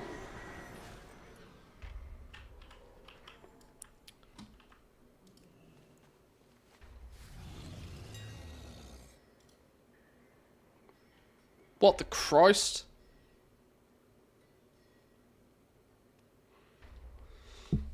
The hell? The hell's going on? Only 500 iron claw alloys on a reset day. The hell's going on?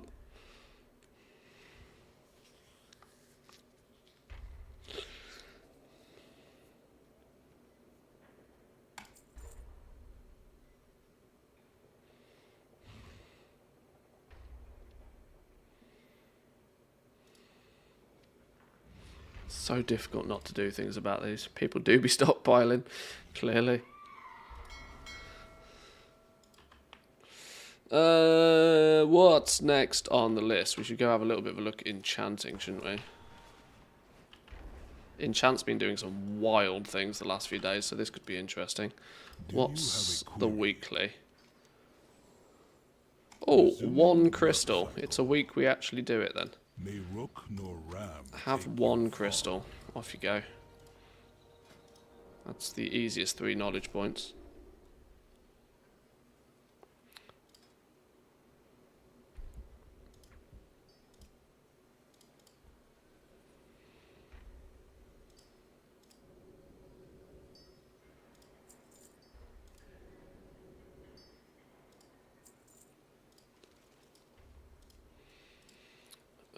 Recipe scan. Let's go that one, that one, that one.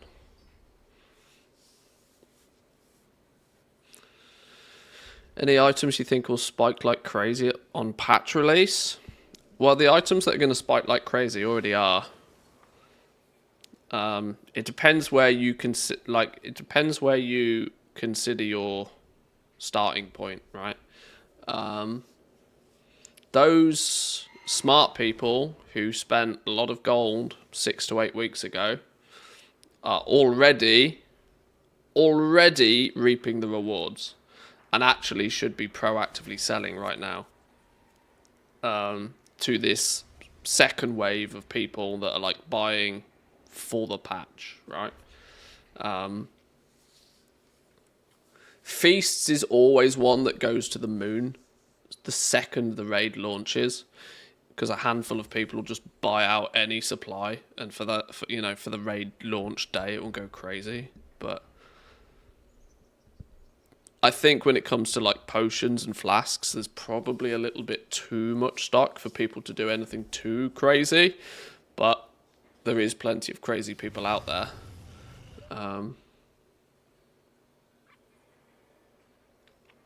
When the patch actually releases, what more often than not happens is prices go down. And this is because everybody thinks prices are going to go up. It's there's a natural inverse reaction because everybody thinks the same. Prices end up going down when a patch launches because everybody thinks they're going to go up, and everybody puts theirs on the auction house and an undercut. It just crushes the price of stuff as everybody puts theirs on the auction house thinking that it should be rapid sales all of a sudden.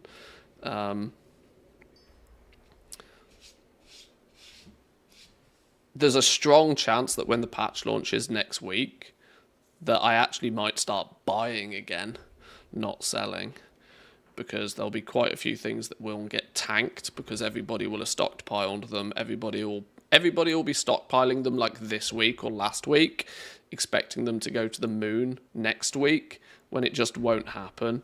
But everybody will be like, everybody that's overspent, everybody that took those characters that have 200,000 gold, those players that have like less than a token's worth of gold, and they spend it all on one thing thinking it's going to double the next week, and then it doesn't, and they panic because it was all their gold, and they panic to get it back, and they quickly try and sell it because they massively overinvested. There's way too many players that think like that, which is what usually causes the prices to tank at the beginning of a patch. And then once the raid actually launches and you start to see some true demand for stuff because people actually start getting some gear, and the things that are selling are not just being sold and put in somebody's bank, for example, they're actually being bought to be consumed, then you might start to see prices reflect that increase in actual demand. But everything's just a little bit false and a little bit broken right now. There's huge amounts of stuff that's selling, but none of it really feels like it's selling because it's being consumed. A lot of it feels like it's being sold and will turn up again at some point soon.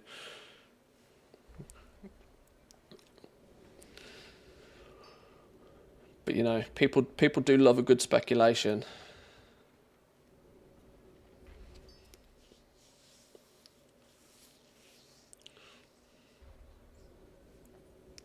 Sold my stock of 100k gleaming shards, over 100% profit last week. That's it.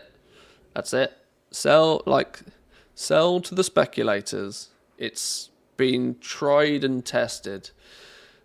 Pretty much since Dragonflight's launch, it's been very, very reliable that if you buy really early, you can then sell to the speculators. A lot of those speculators will then panic and dump their stock, often for less than what they paid for it, because they panic. You can then, if you have deep enough pockets, buy up that second wave of cheap materials for then when the raid does finally launch and the true demand does actually kick in and the value of stuff does get somewhat occasionally artificially increased to make things look scarcer than they actually are, because goblins will always do goblin things, but you can ride both waves if you're clever. Lots of weird and wacky stuff going on here, like Q1 enchants being massively valuable all of a sudden. I'm mostly looking at anything that says Q3 realistically, which is not anything right now. You can always do silly business with trying to sell some rank 1s for 3 times the price of a rank 3, but it's usually not that favourable to bother with. There's nothing really here that stands out to me too much. Not that I'm going to be willing to craft a bunch of anyway. But I wasn't really expecting there to be anything, because like I said, there's not that much weird and wacky speculation that happens with crafted items. It's more materials. Yeah, we'll leave those alone for now.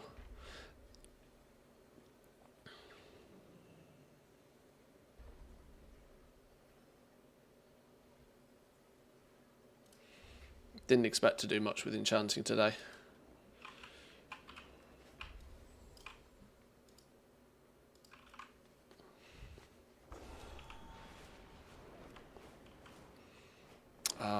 I also never really feel like I actually have to do much with enchanting every week, because the catch-up is so goddamn easy. If I don't do it I actually tend to pool all of my enchanting into like 4-week blocks. I basically only do enchanting once every few weeks, and even then it's like it's not necessary.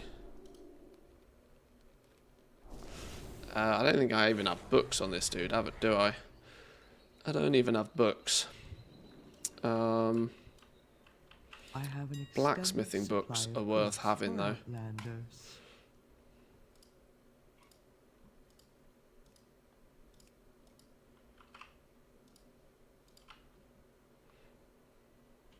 No, stop trying to put all of the flipping.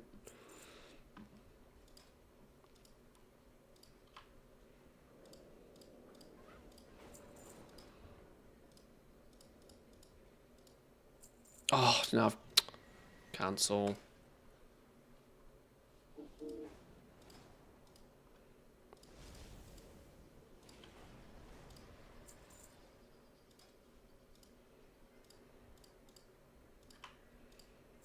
This is why I need to keep a bunch of cheap mats on hand.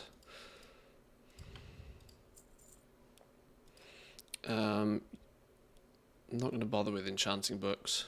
Return. Okay. And peruse my inventory. Okay. Weirdly, not a huge amount to do on this dude. Let's clean his mailbox out at least then.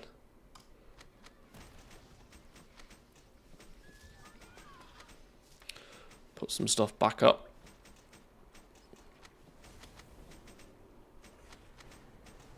Flipping out, how much rubbish have I been crafting over the last few days?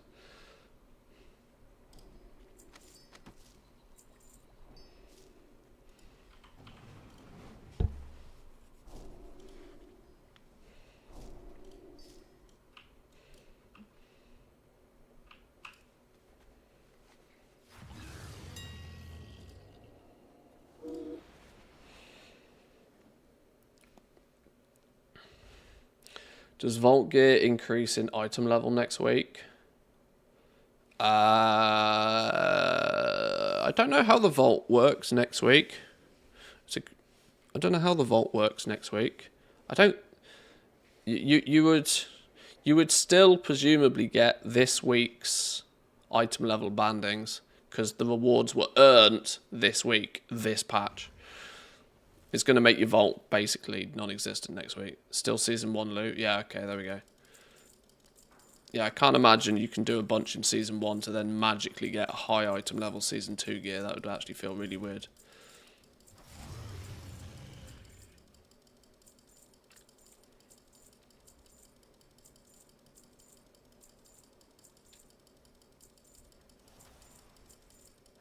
Flipping hell, this is mountains of rubbish.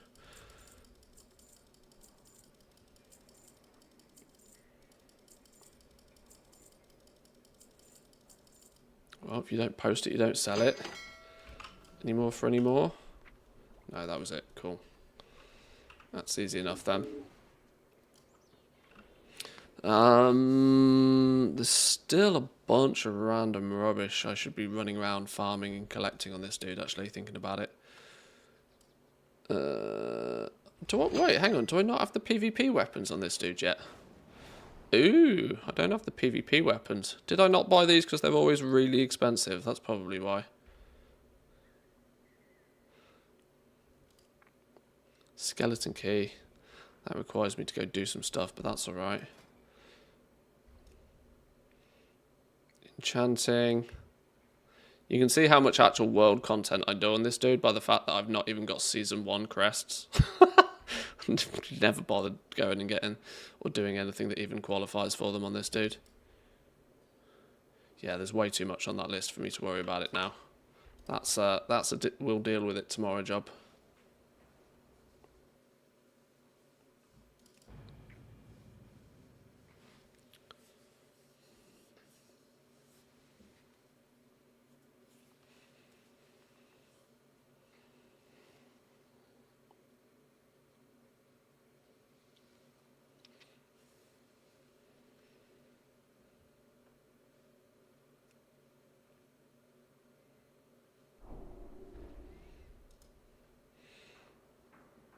This dude might have an interesting mailbox, actually.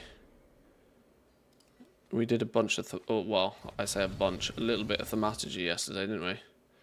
We did sell some of the stuff back out. Not all of it, though.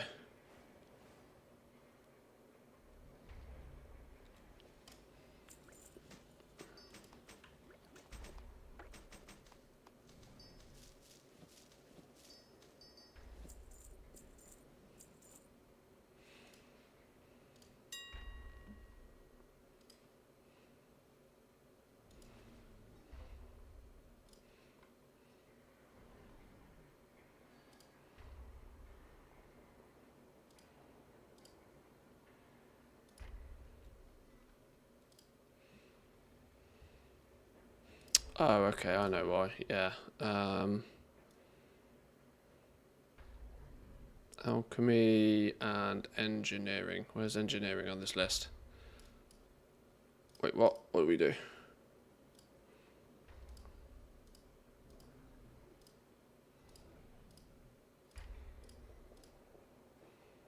Alchemy, engineering, and maths. Go.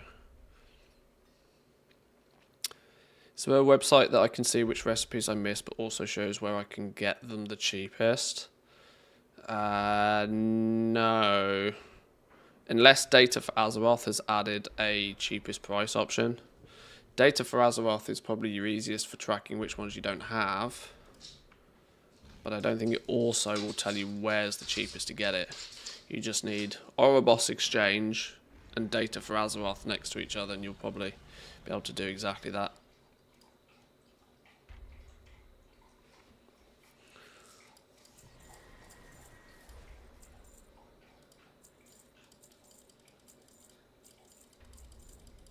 That's the way I'd think about doing it anyway.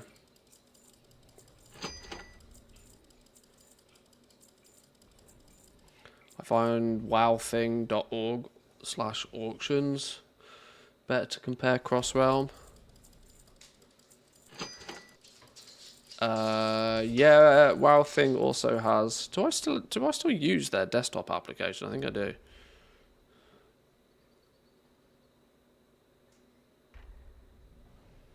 Yeah, WowThing might be easier than Data for Azeroth, actually. Yeah, you're right.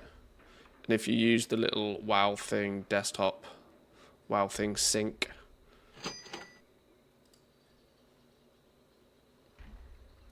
it'll keep it up to date.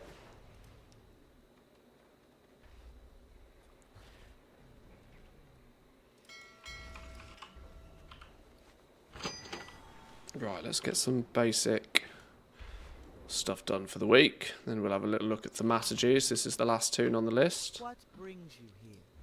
Winds be at your back. Walk with the Earth Mother.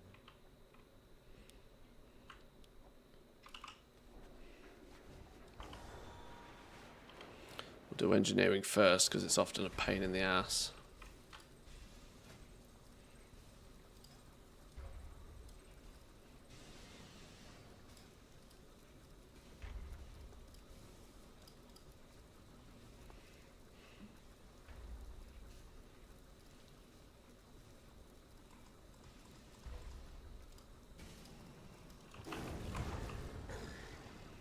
Right, is it 3 orders? Oh, it's only 2 for engineering. Okay, that's fine. The new PvP recipes? No. No, you'll use your existing recipes.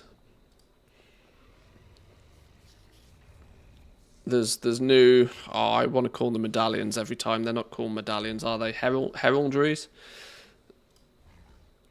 So players will be able to either upgrade or craft with the same recipes.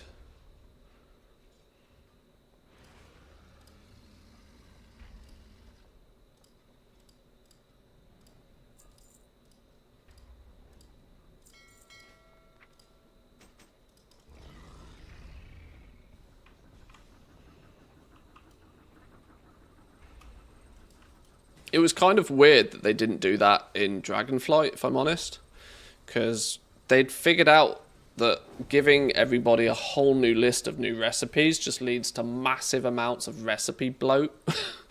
They figured this out years ago, and in fact they fixed it in Shadowlands. They fixed it with the Crafter's Mark system, and then for some reason they forgot that they fixed it when we went into Dragonflight and just gave everybody new recipes every patch again. And they were like, somebody must have clearly pointed out, you realise we fixed this back in Shadowlands and we've now gone backwards. And oh yeah, clever, yeah. And so it's now back to, in my opinion, how it should be, where you just get a new Season 2 token that upgrades it rather than giving everybody a whole bunch of new recipes.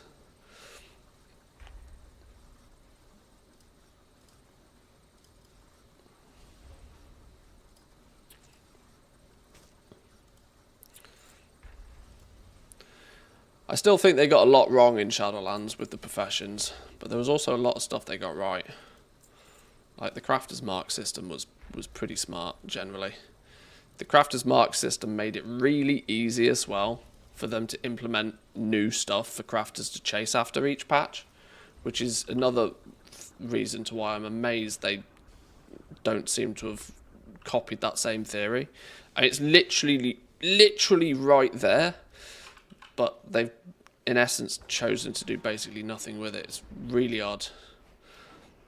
My only hope is that the entire profession team is busy making player housing the best they possibly can. And we're told that professions do not take priority in Season 2. That's my hope. Because, let's be real, if the guys over at Blizzard, that the team of people that work on the professions are not busy doing something else right now, the question is, what the fuck have they been doing? Because there's not much going on in Season 2 from a profession standing. The fact that we can align ourselves with one of 4 different goblin cartels in the new patch, in the new zone, yet there is no crafting related benefits to doing any of that is just wild to me. That like they were given this opportunity on a platter, that they could not have a more perfect patch to do something fun and interesting with the professions. Steam weed, become a Steam Weedle cartel engineer. Like they could. The answers are obvious. They're right there. But apparently not. Apparently not. This dude doesn't actually have... because this dude's spec'd into thaumaturgy, he doesn't have much love doing basically anything else. So let's have a quick little looky. If I switch over to my thaumaturgy profile for a minute, do a quick shopping scan. Let's see what's going on, shall we? Oh my god, it's not looking good. They've been slow rolling the expansion. 20th anniversary event was pretty light. Zero new story. Pretty weak for a patch. No crafting updates in the next one. Plunderstorm, basically anything new. Just really dragging out the content. It's, yeah, it's light, isn't it? This is one of the main reasons to why I am pretty much convinced. Blizzard internally are pushing to a 12-month expansion cycle, because this is a pattern that's repeated itself quite a lot recently. That they have absolutely great success, top tier great success with their expansion launches. Blizzard knows how to launch an expansion. They know how to get people hyped. We have this full reset that happens with an expansion launch. They, you know, bunch of new zones, bunch of new stuff. They smash it out the park with expansion launches. But they cannot keep any form of momentum throughout the expansions. 10-1, 10, you know, not only from the fact that they've just shaved off an entire tier of content, for various reasons, and we're now so far past that a lot of people probably either don't know or have completely forgot that, you know, 0.3 patches were often very common, and we haven't seen a 0.3 patch in a few expansions now. So not only have they just shaved off an entire tier, but they've really struggled to keep momentum going into like the second season and then the third season, and then the fourth season is just a copy paste of the season we've already done, which is even more weak. So they really can't keep that momentum going, but they absolutely smash it out the park with expansion launches. So if you were top tier at Blizzard, you'd be looking at that and going, well, why are we releasing an expansion every 2 years?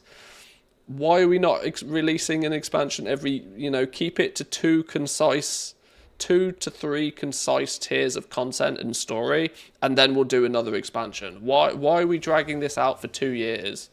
When we could condense it to 1 year and smash it on a 12-month basis. And let's not forget, from a monetary perspective, Blizzard launching expansions twice as frequently would make them twice as much money. Like, I'm just some dude that sits and plays the game all day, but it seems so obvious to me that I find it incredible that they wouldn't be working in that direction. I bet I've sold my flipping bountiful flasks, haven't I? I've literally just sold it. Literally just sold it. Right, I need to buy that back.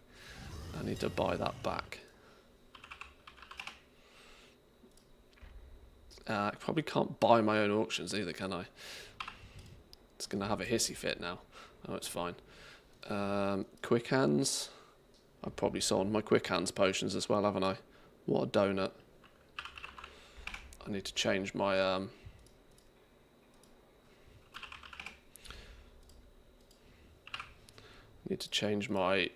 operations for these to not sell them.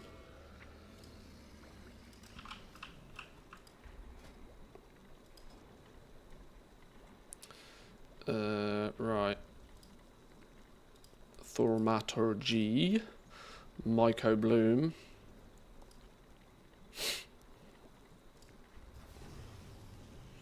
If I'm going to buy the potions, I should at least use the damn things. Right, go gadget go. Let's see if we can get some cash monies flowing with this. There's not much in this, but I think my resourcefulness buff should push me into profit on this, as long as we don't get too broken by RNG. a main patch with only 4 new crafting recipes is pretty bad. Oh yeah, I 100% agree that to go into a major new content patch with, I mean, let's not forget that the handful of recipes we've had is, you know, the absolute bare minimum. A new contract, well, surprise, surprise, there's a new faction, so a new contract you kind of have to do, right? You'd be silly not to do. A new Vantus rune, well, we're going into a new raid, and Vantus runes have been available for, you know, forever. That's just a copy paste. The leg armor is really the only thing that they have added, but that's mostly because the leg armors that already exist have been pretty weak. So they were like, oh, well, maybe we need to fix this. In essence, it's basically not. It's as close to nothing as you can possibly get without it actually being nothing. So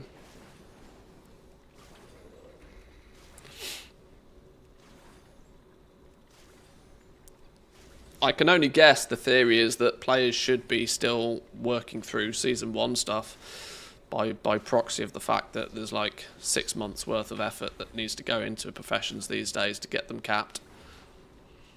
But, you know, it's... I was talking about this a little bit yesterday. I'm convinced now that they're going to be pulling back from crafting pretty heavily. I think Dragonflight, obviously they had to push crafting. They had to push it. Like, when Blizzard makes a massive, great big... When they make the decision to do a massive, great big revamp to something, or they create an entire new avenue of content, it has to work. There's no choice for it not to work. This is why we've seen things like Island Expeditions, Torghast, Delves now. Pieces of content that people are crammed into, whether they kind of like it or not. And of course, a crafting revamp, it was the same in Dragonflight. They had to like incentivize everybody to go and do it. This is why they locked off everything from the auction house.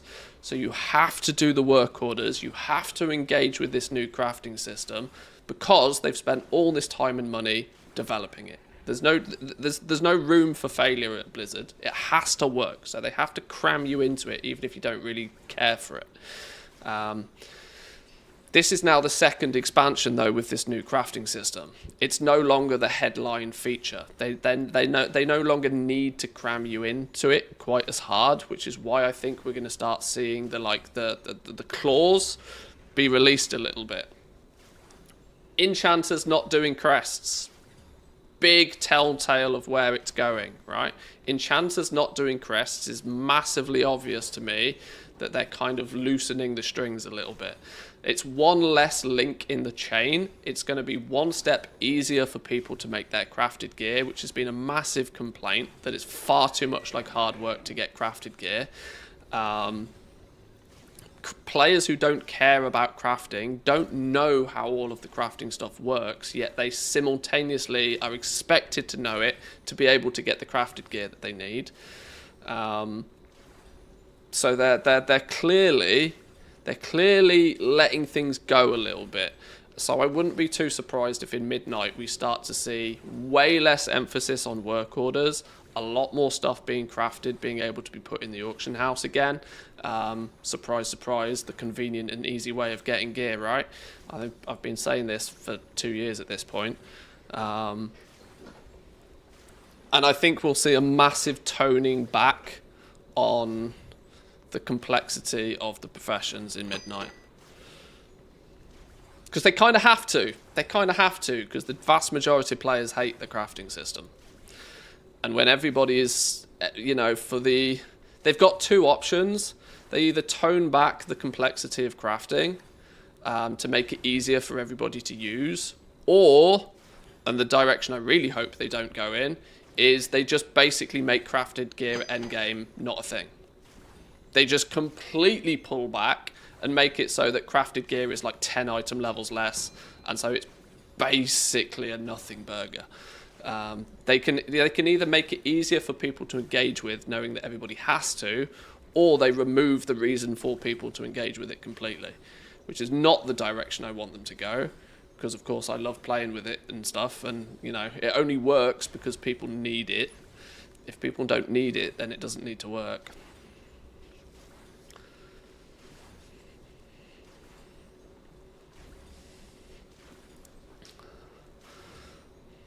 What the hell is this website WoW thing?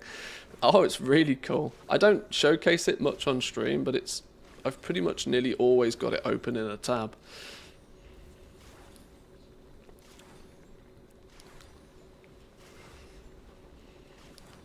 I really wanted this crafting skill trees to expand with the expansion patches, add some new twists.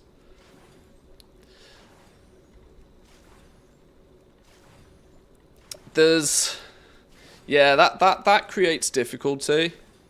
That creates difficulty. To have them, in essence, what they would realistically do to achieve something like that, to have new expansion trees, specialization trees in each of the patches, the only way they'd actually do that, pretty much the only way they'd do that is to give you basically nothing at the beginning. And it'd be a real toned down version of it. And so in essence, it would just be exactly what we have now, but you don't get all of it until the last patch. It would basically be exactly the same system, but just chunked up and time gated, because there's no real other way to do it particularly. Because a lot of people don't realize, but the spec trees are incredibly well balanced. They were so broken in Dragonflight, but in the War Within they've done a really good job of balancing these out. A really good job of balancing them out. And the problem is that balance goes crazy if you start adding new trees to them or new branches to them. They then have to rebalance all of it to make sure that, you know, resourcefulness doesn't get out of whack, and that, you know, multicraft still is sufficient, and that they have to rebalance every single recipe to make sure that skill requirements to reach qualities are done and all of that sort of stuff. So this is kind of why I think they give us the spec tree at the beginning of the expansion and then they don't touch it, because it's, you know, to touch it in any way, shape or form. Obviously they'll fix bugs if nodes don't work, for example, but they make it, and it's so carefully constructed that they just stand back and like, right, we're not touching this again now. The vocal players don't seem to really like the new system unless they're goal makers. I can definitely see them going back to profession gear being intro level gear instead of how powerful it is now. Oh sure, oh for sure. Yeah, the vocal minority is just far too loud about this. Far too loud about this. Doesn't matter where you look, wherever the word crafting is mentioned, you've just got a flood of people that hate it.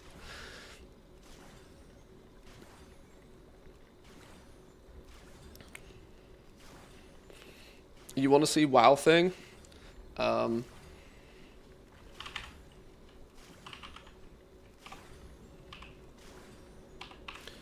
me log into mine.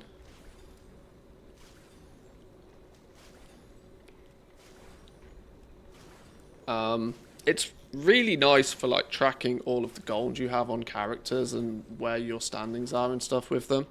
I don't necessarily use it anywhere near as much as I could or I should, but it tracks basically everybody, the gold that they have on hand, the gold that they have in mailboxes and stuff, and it does it on an account level as well. From a profession standpoint, it can give you good indication of what recipes you have, what recipes you don't have. It also backtracks for all of the old expansions as well, in essence meaning that, you know, if you are a long time collector, I can go back and I can see what I have from alchemy in the Burning Crusade, for example, and it will quickly show me which recipes I've got. It will tell me what characters have got them. As you can see, I'm a bit of a geek when it comes to the old profession stuff. I've got like 99% jewel crafting recipes in the game. There's one Arcanite sword pendant that I don't have, apparently. Apparently you can buy it on the auction house. I can click the find auctions button and it will tell me where it is. Apparently nowhere, clearly not in the game anymore. So maybe that one's not happening.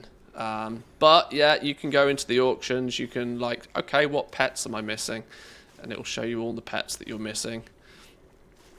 So Chester is a pet I am missing, and apparently I can buy him for all of 10 gold on Illyria.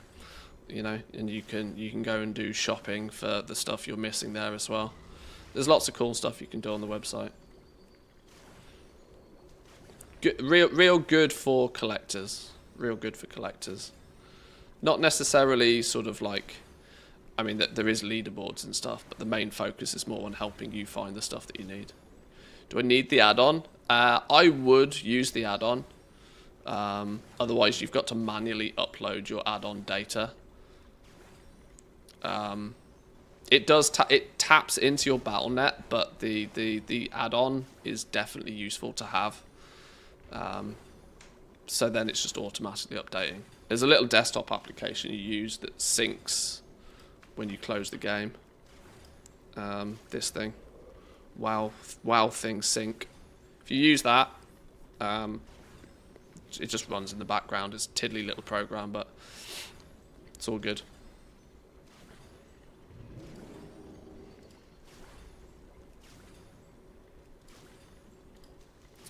Right, how far are we getting with these? A few minutes left on this. We're not too far in the hole so far, which is actually really good to see. That means if you don't dig a hole too deep when processing the main materials, it's much easier to climb out of it.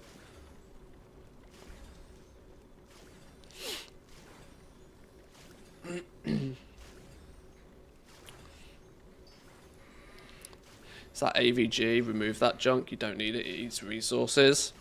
My PC's a beast, it's fun.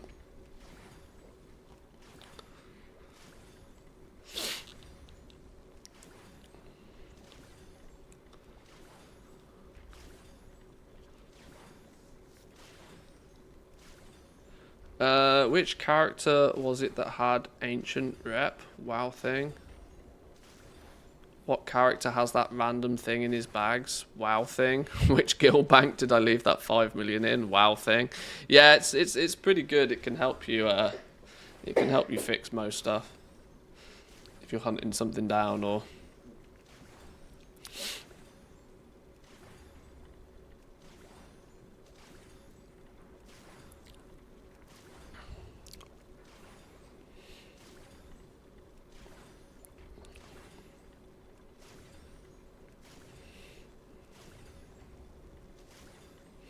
Are we going to...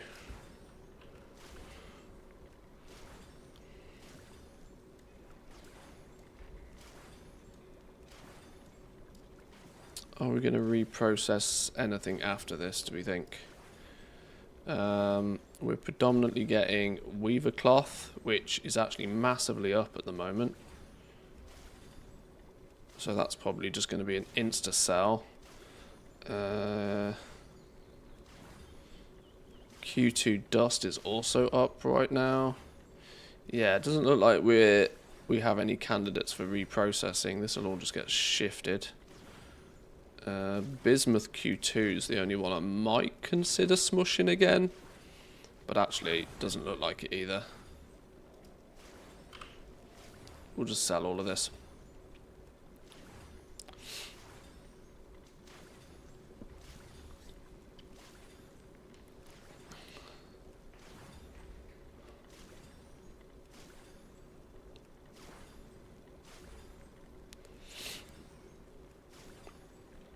Dad's laptop had a Vast and some weird PC cleaner on it. It's not like it's a high-end laptop to begin with, so let's slow it down even further.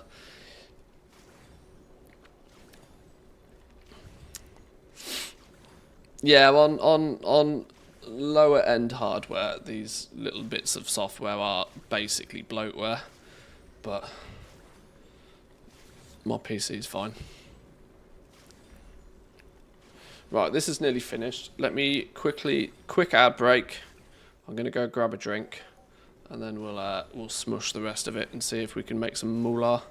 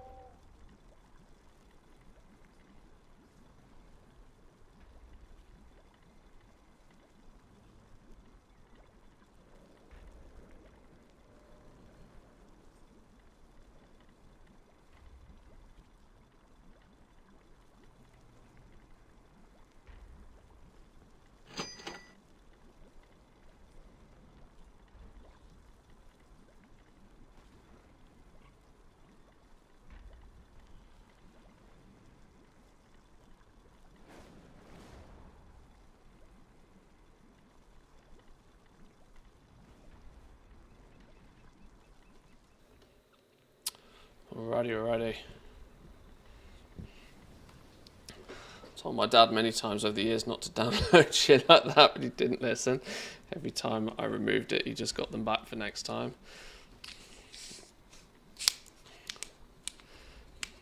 People are very often stuck in their ways.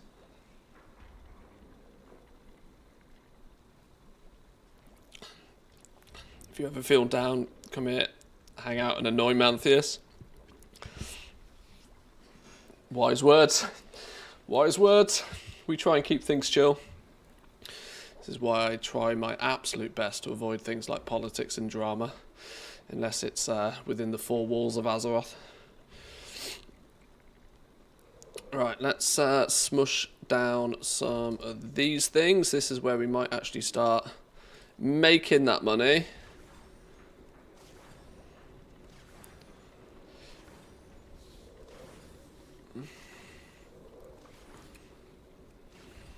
We got to get the line.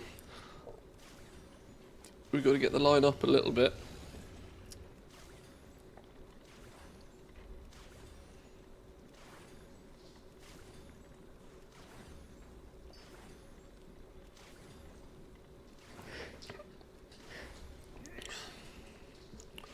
Switched back to Firefox after 10 years with Chrome earlier this month, after they started literally shoving ads down my throat.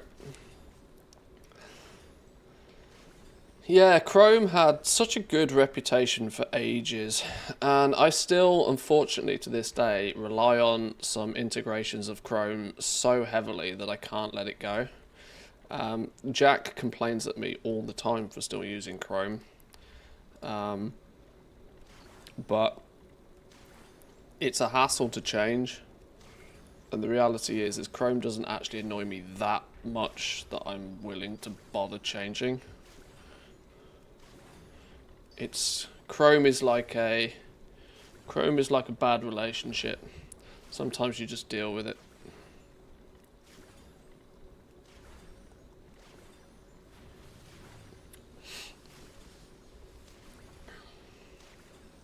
Keep politics, religion and drama out of it. Those destroy streams.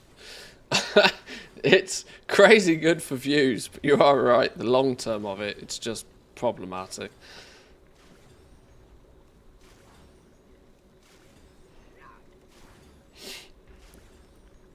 Right, come on, number. Well, I mean, technically, Craft Sim doesn't attribute any like value to these, so any material you get is just profit in Craft Sim's eyes. But now it's not until you smush down your transmutagens where you often get back out of the red. Gone are the days where you can just take materials and make gold from just transmuting materials, unfortunately. If I wanted to watch drama, I'd watch Asmon, never change.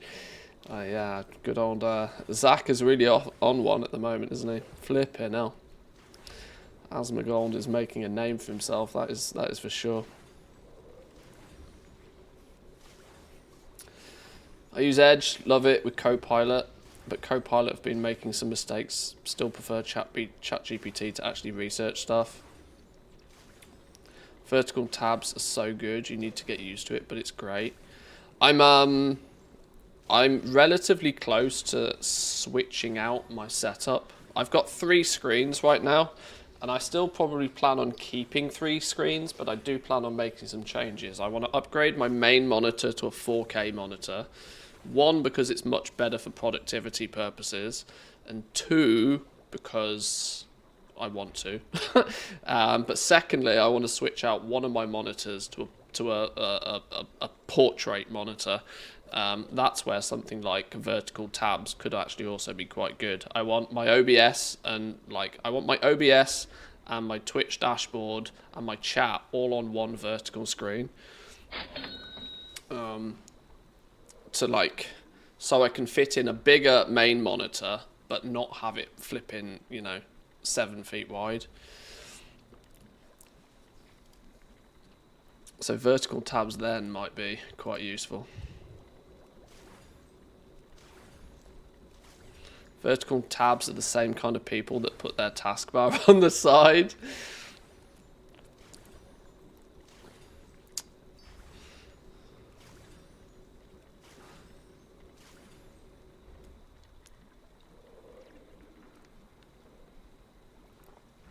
Another stream I watched started going on about these subjects on stream. They lost about 2/3 of their viewership over a few months and hasn't regained the numbers in 2 years. It can happen. It can happen. If you deliberately talk about divisive topics, you can't then be surprised when you divide the room. Like, it's, you know, I'm not saying you should sit on the fence with topics, but like, if you deliberately go out of your way to bait drama, bait clicks, talk about divisive topics, then yeah, you are running the risk of quite literally shooting yourself in the foot.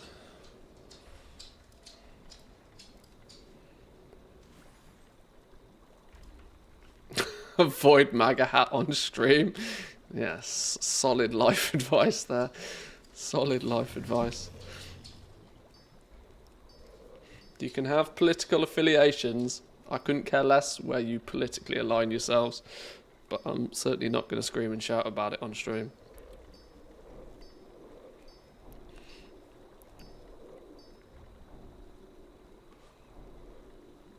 I've paid $200 for deep research in ChatGPT at the moment. Got a few spare queries if you want me to run one. Max 100 per month. Flipping hell. I hope that's funded via work. Just wanted to test it, seeing as it will make me redundant in the end. I want to see how close to reality of actually doing that. It's a scary thought, isn't it? The market research is yeah, sure, it's got its risks with AI. But I also tend to believe that interpretation of data is something that requires a human level of intelligence. There's nothing to say that AI can't sift through vast quantities of data and provide some sort of summaries for it. But the actual analysis of it, I don't see AI being very good at, because it will just make very broad sweeping generalizations. I think it will really struggle with nuance, which is where proper market research actually excels. Right, let's shift all of these maps then.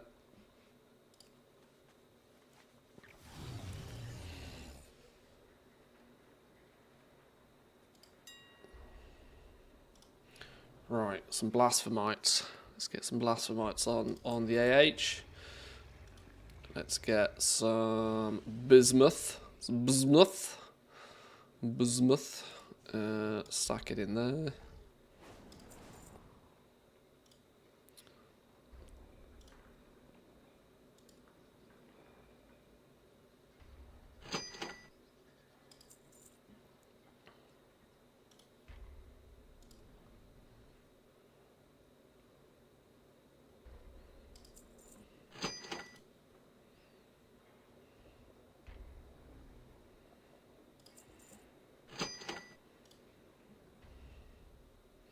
That's pretty cheap. Sub 10 gold.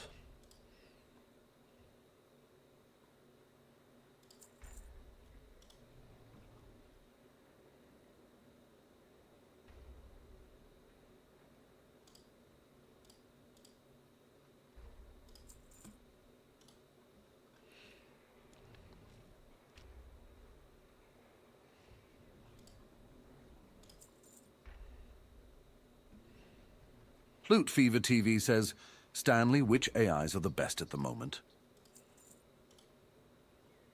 Well, Loot Fever TV, the best AIs currently are the ones that still struggle to beat me at video games. Nothing beats good old human cunning and quick reflexes when it comes to gaming. Go on, Stan.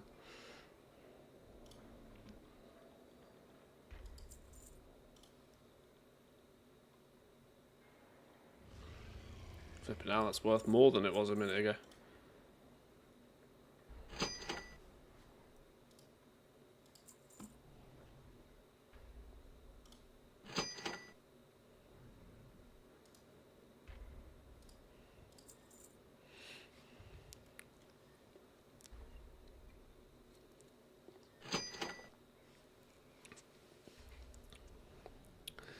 Goes away and computes, does reasoning, searches various sites, and then comes up with a report. Is that how it works? In terms of sifting through websites for trends and stuff, it's super efficient.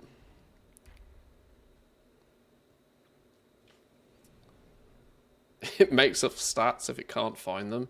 Need to double check everything. Can't afford to put fake numbers on reports. Yeah, it's the confidently wrong aspect of AI that's still slightly problematic. Because it's so confident. This is where I say that it still needs human you know, it's never going to replace that human layer, but it is gonna very much harvest like basic data entry kind of like industry.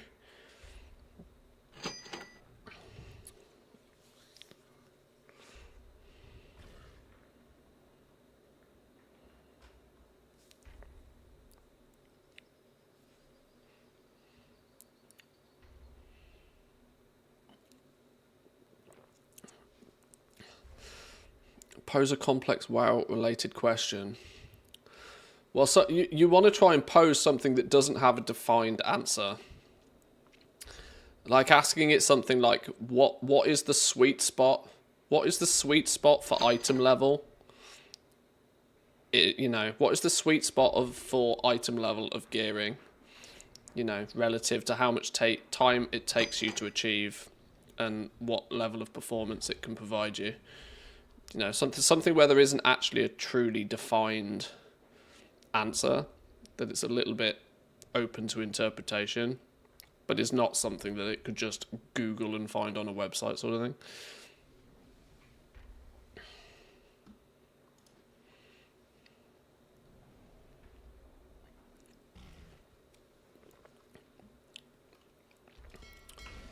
Right, we got some stuff selling there then. The rest of that can just be chill in the background. How far did we get with this? We clearly hadn't actually done the basics with the profession yet this week, had we? Let's get a book on the go.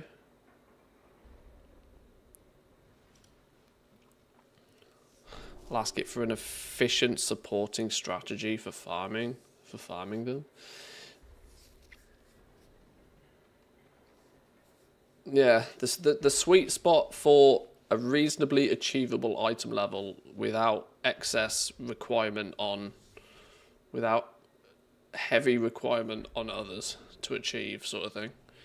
See if it can like summarize that, well, okay, mythic gear from the mythic raid is going to require you like 19 other people and is highly organized, whereas gear from mythic plus only takes 4 or 5 people.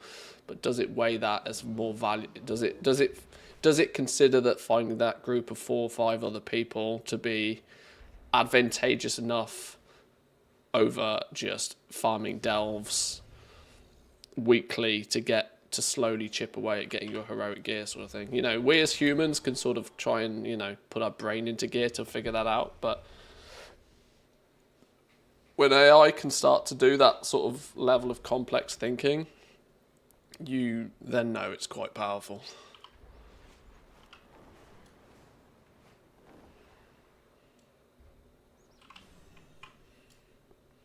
You wish to speak? Ancestors watch over you. Walk with the Earth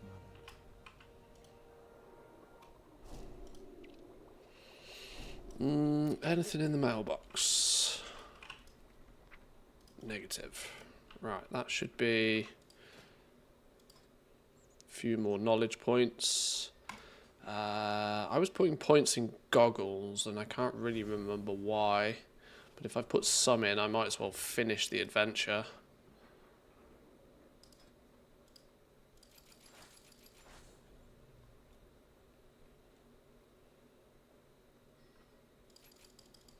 This is one of those things that until you actually lock, you may now apply enchanted crests to increase the power of crafted goggles.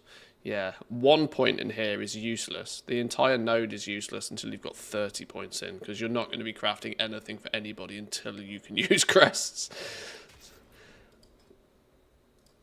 Right, alchemy. Where were we going with alchemy? Oh yeah, we were kind of like stuck in a weird scenario where we're so thematically focused that whilst we can do thaumaturgy perfectly well, there's not much else we can do. Glyph etched binding. Oh, I can't actually do that very well.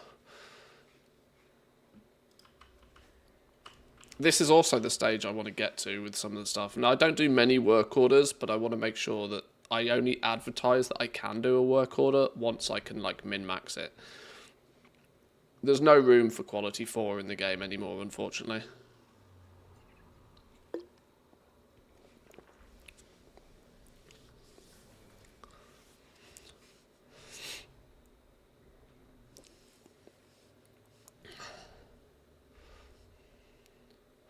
Got it. I'll compile a list of all the dungeon mounts from Battle for Azeroth and later expansions, including relevant details like drop, difficulty, and rates. I'll also include the most efficient strategies for farming these mounts, especially using alts for maximum attempts.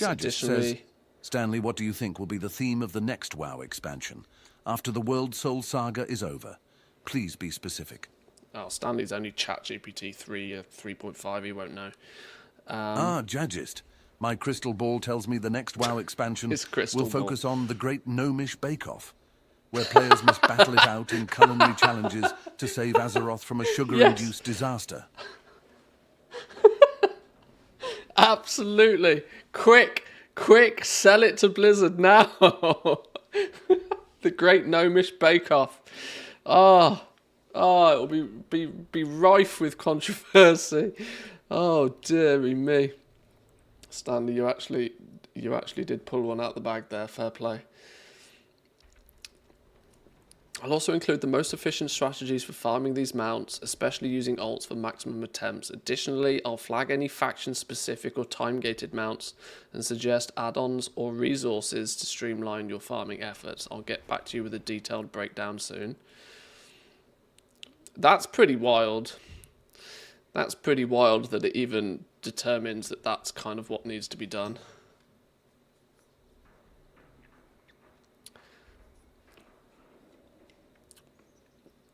But yeah, what was Stanley's exact reply?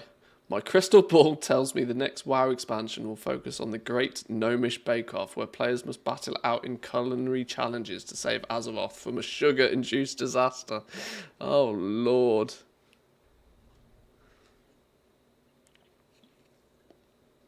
He asked me follow-up questions, so I said, give me all supporting info you can. Do it, yeah. If you find something that's useful info, I want to know, yeah. It's quite cool. See what it spits out.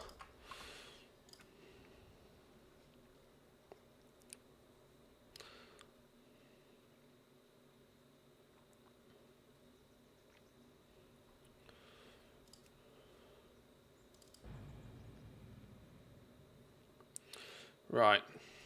Now on to something that I stumbled across the other day, which I haven't really put much science behind this yet, but it feels lucrative.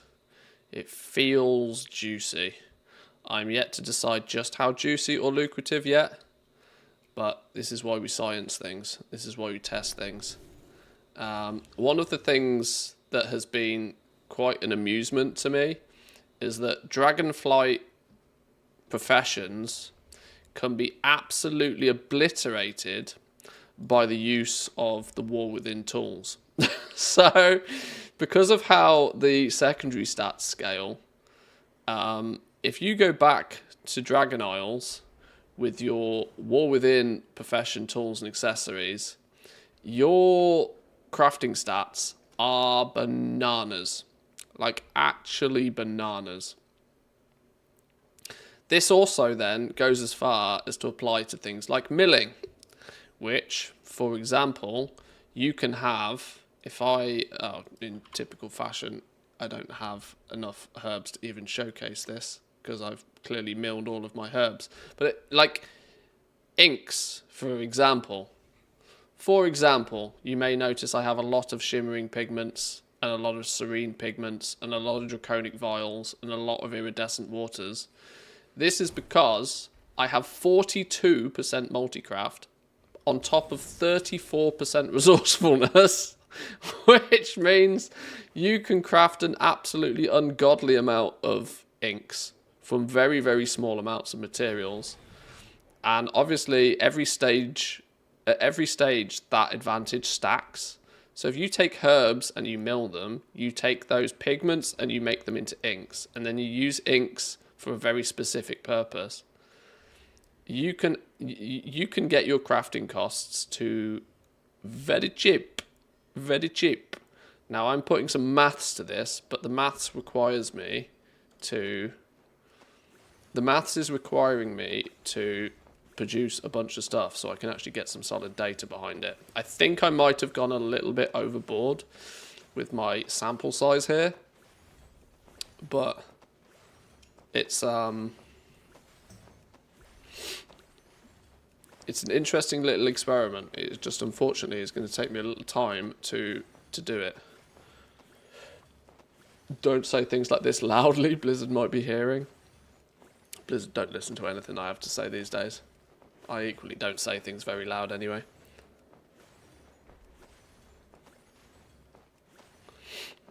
Your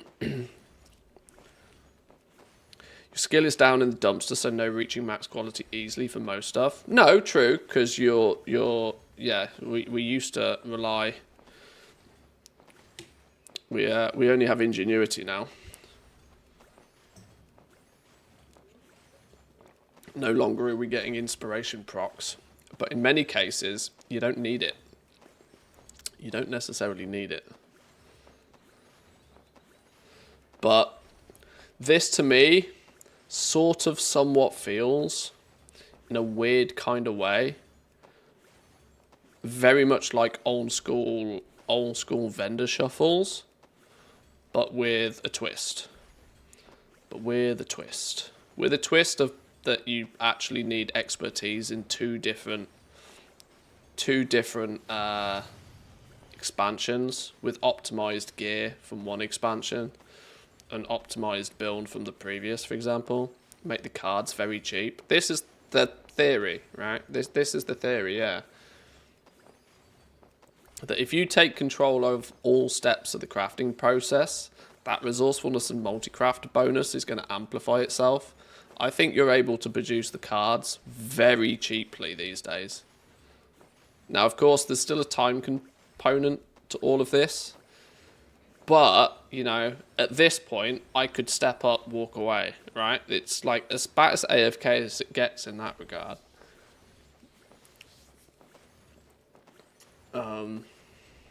Even because when you take I'm clearly not the only person that's figured this out, right? Because when you look at something like Serene Ink, I apologize, it's flicking.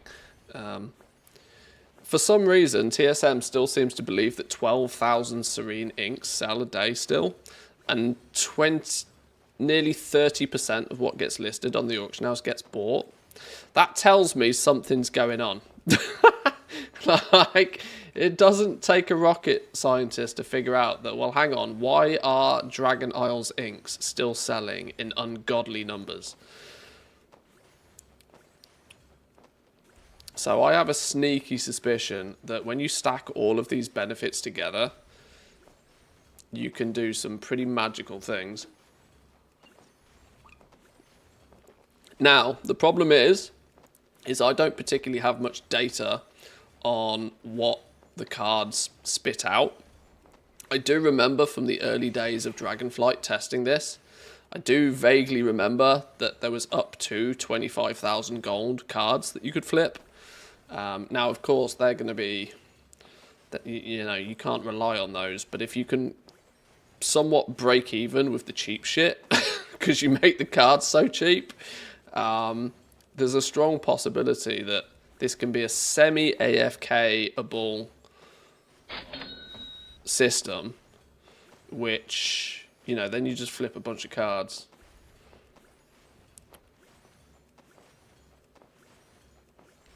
Where or how can you see what percentage sell? It's the sale rate, the region sale rate.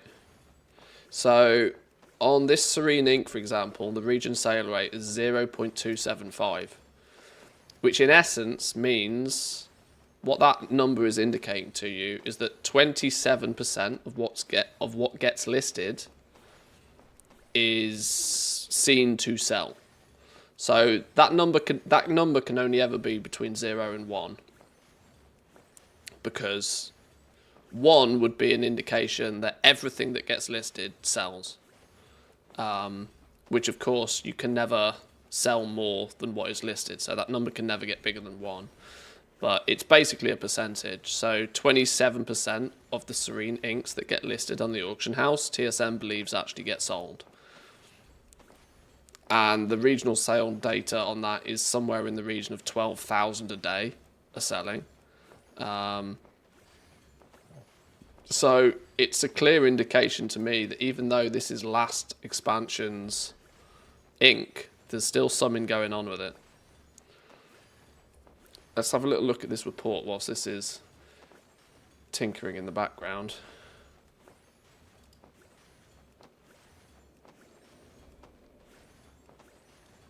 Let's have a little looky here then.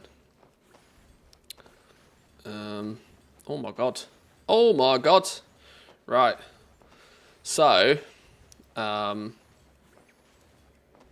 make it so it's easier to see. I'm a mount farmer in WoW. Make a list of mounts that drop in dungeons and BFA and above. Come up with the most efficient strategy for farming these using alts, etc. List any useful supporting resources or add-ons. Great goal. To ensure I give you the best strategies, could you clarify a few things?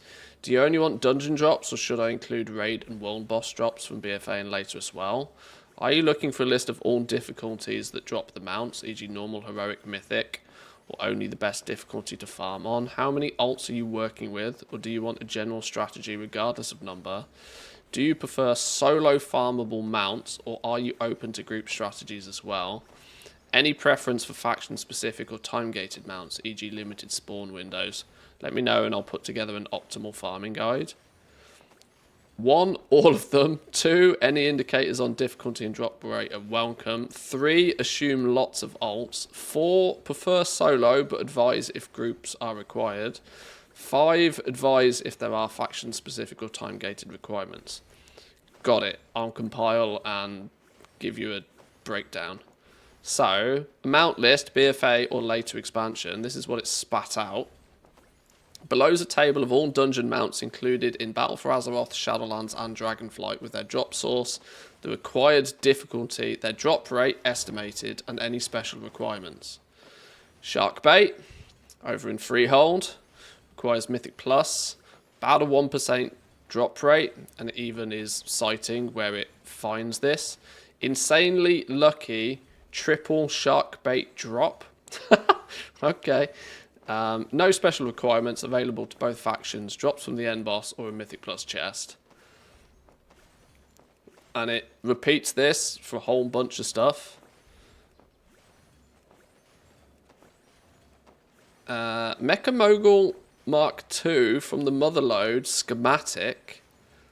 It's a schematic drop. Requires engineering to loot the schematic and then craft the mount. The schematic drops for engineers from the final boss. The mount can then be crafted by anybody. Mechagon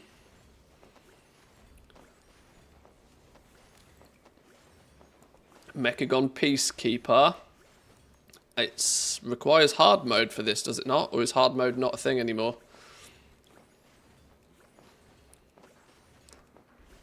It has got 2 stars against it. It's maybe got some additions to add to it. No special requirements, an extremely rare drop. One player reported 1,007 runs before a drop. Oh, haha, no, the aerial unit R21 is the hard mode one. Haha, it got ahead of me. Must activate hard mode, special steps for all the bosses. The mount drops per hard mode. 20% chance per eligible player. 5 players is a guaranteed 1. Best farmed with a full group. Rotate until everybody then has it. Marrowfang's Reigns from Necrotic.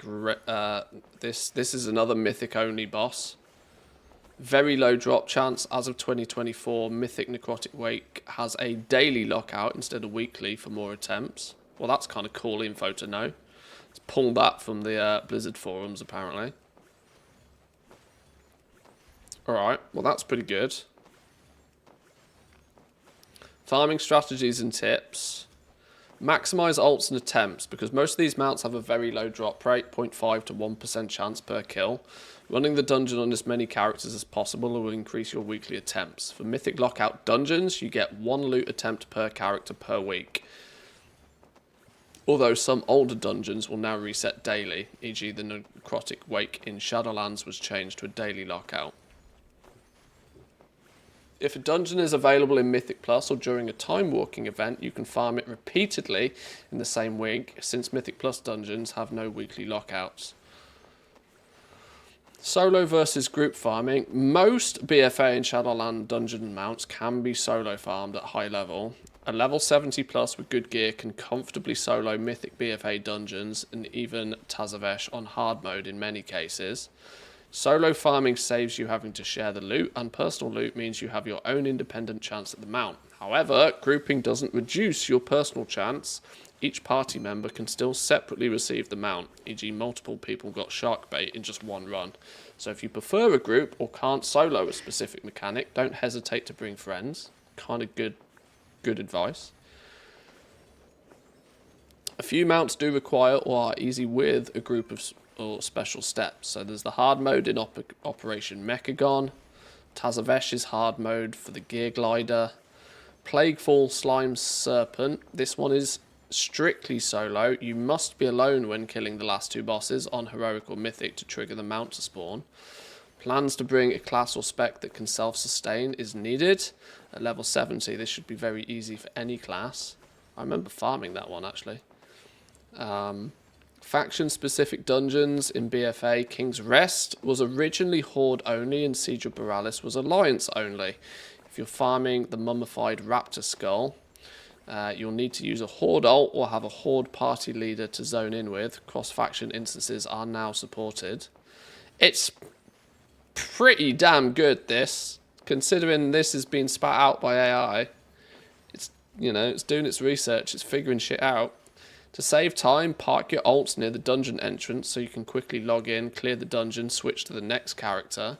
Use class abilities or consumables to speed up, e.g. invis potions or a stealth class like a rogue or druid to skip unnecessary trash mobs and head straight for the boss that drops the mount. In some dungeons, you must kill all of the bosses to unlock the final boss, but others allow for partial skips. For example, in Freehold, you can skip some of the trash by hugging walls. How the f does it know this? And in the Underrot, you might be able to use an invis potion to bypass mobs before the last boss. Every minute saved per run adds up when farming across many ults. Leverage Mythic Plus when available. If a mount dungeon is in the Mythic Plus pool for current season or during time walking, take advantage of it. You can spam low level keys for quick runs. Even a +2 run has the same drop chance as a higher key. So speed runs on the lowest level that you can finish the fastest. In Dragonflight Season 2, for example, Freehold and the Underrot were in rotation, allowing farmers to chain run those for Sharkbait and the Krog mount. Keep in mind Mythic Plus gear scaling won't matter for mount farming, just focus on efficiency. It's pretty spicy information.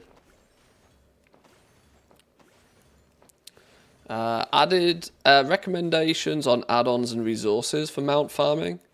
Rarity allows you to track your attempts. This add-on automatically counts how many times you've killed bosses or done activities for mounts, pets, etc. and calculates the probability of a drop. It's extremely useful to see your progress and avoid losing track of tries.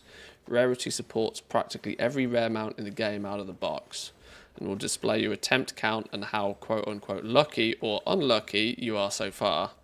After each kill, it prints a message like attempt 50 or so you know exactly where you stand. It also reminds you of daily, weekly reset attempts you might have missed, e.g. holiday dungeon mounts. In short, this is a must-have add-on for collectors to stay organised. Saved instance, another good one to track lockouts. Highly recommended for anybody with many ults, ensuring you don't accidentally skip an attempt or double run a lockout. Simple Armory, the website, tracks what you've collected versus what you are missing. Excellent resource that generates a personalised checklist of mounts. Can help you plan your farming route each week. Method Dungeon Tools plans your routes or shortcuts. Originally a Mythic Plus planning tool, but Method Dungeon Tools lets you view detailed maps of each dungeon, including the enemy placements and patrols. Use this to plan the fastest path to the mount dropping boss, identify which mobs you can skip, and find any shortcuts. For instance, Method Dungeon Tools can show if a dungeon has a side door or a teleport after a boss that you can use to save time. Whilst not strictly necessary for mount farming, it can optimize your runs if you're doing dozens of them. How far do you think we're away from ChatGPT not only being able to figure all of this shit out, but to actually being able to go and do it? Right? Like, I know botting is a thing, and we shouldn't glorify botting in any way, shape, or form. You're cheating as far as the game is concerned. You're a scumbag. You should burn in hell. But the fact is that if it can come up with all of this, we cannot be that far away from just telling ChatGPT, here's my account, go do it. Right? Just, here's my account. You know what you need to do. Go get me some rare mounts. It can't be that far. I'd rather have an AI make me some money so I could do the mount runs and other fun stuff myself. Yeah.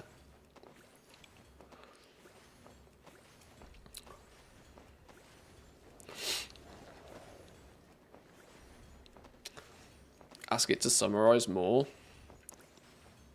Well, hang on, I'm still figuring it out. This is how Wowhead articles are born. Not far from, yeah. Using the above strategies and tools will greatly improve your efficiency and keep you sane whilst farming these mounts.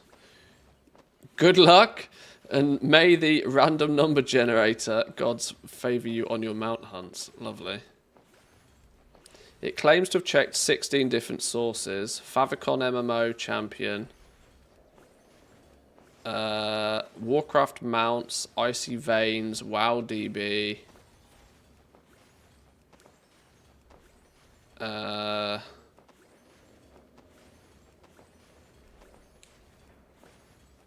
Interesting. It's just a dodgy copy paste. Yeah, I didn't think the favicons were needed all over the place, but I figured it out. I mean, it's, you know, it's clever. It's clever.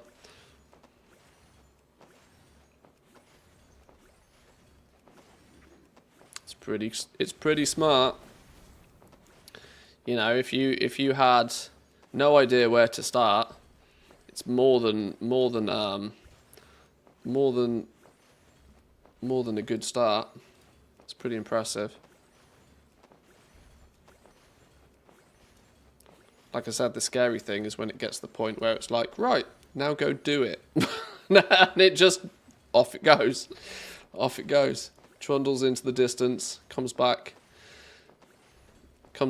your account's banned. But yeah.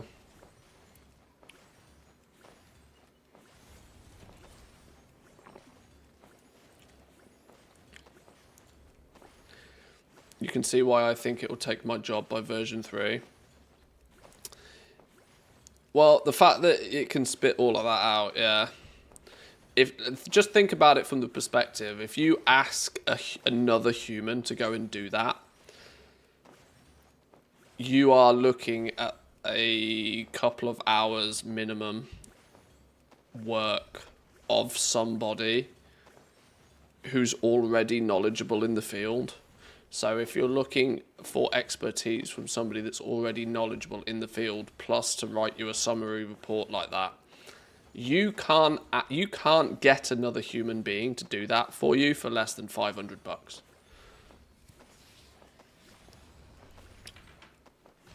Because if they're qualified enough to be able to do it, that means they know more than the average Joe anyway. If they know more than the average Joe anyway, they can charge a premium for the fact they know more than the average Joe. You then add on a couple of hours of, even if they know most of that off the top of their head, citing sources and just writing the report itself. You can't ask another human to do that for under $500. even for something silly like a video game, right? That's why it's so appealing to people, I think. Businesses especially. The fact that you can just ask an AI to do what is basically what's could easily have 500, euros, dollars, whatever value attached to it. When you then take this like a few steps further, that in fundamentals is your cheat sheet for a blog post. You could then say, right, that's cool. Now do me a script. Now do me a script for a rough 10-minute video on this. And then once you've done that script, use some fancy hot sounding female voice to read it out for me. And now do some mock-up artwork for it. Boom. The whole thing is just done, right? It's all already kind of there. People are already leveraging it.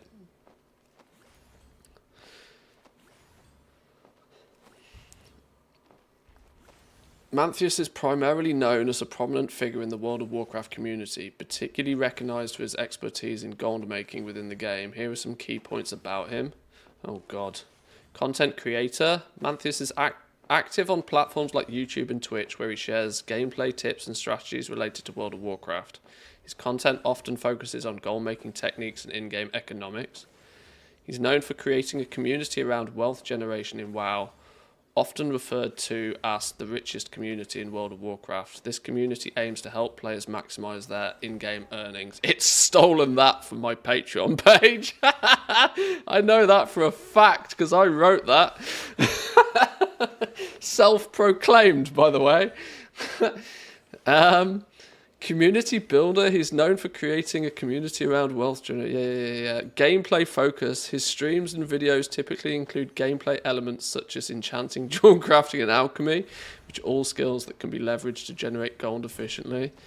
Manthius interacts with his audience through various platforms, including Discord, where fans can discuss strategies and share experiences. I mean, it's not far off, is it, really? And then a bit of Stanley-esque sellouts and the relevant links.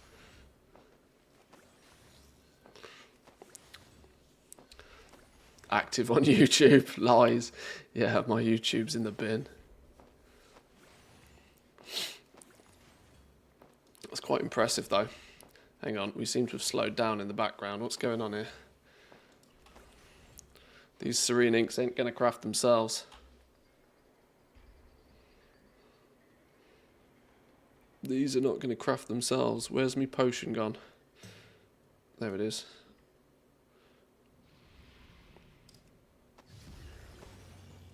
Wait, hang on. Don't I have 75% craft speed already? I think I already have 75% craft speed. Oh well.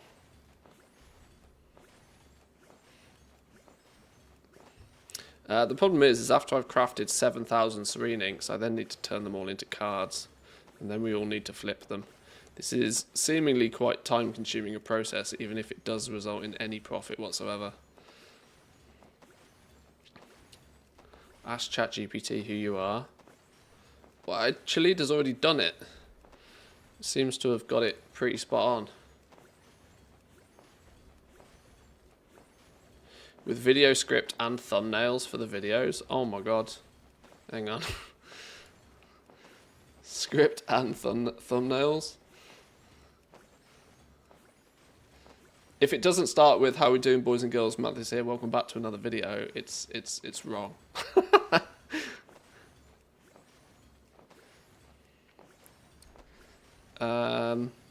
Convert that into a 10-minute video script on this topic. Create a 10-minute video script for your WoW dungeon mount farming guide. Let me know if you'd like any modifications or additional details. Create me some background images so I can use them for thumbnails. Not terrible.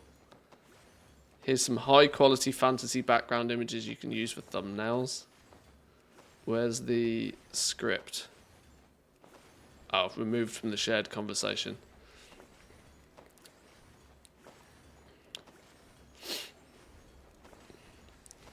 either way, the fact that it can do it, just boom, here we go.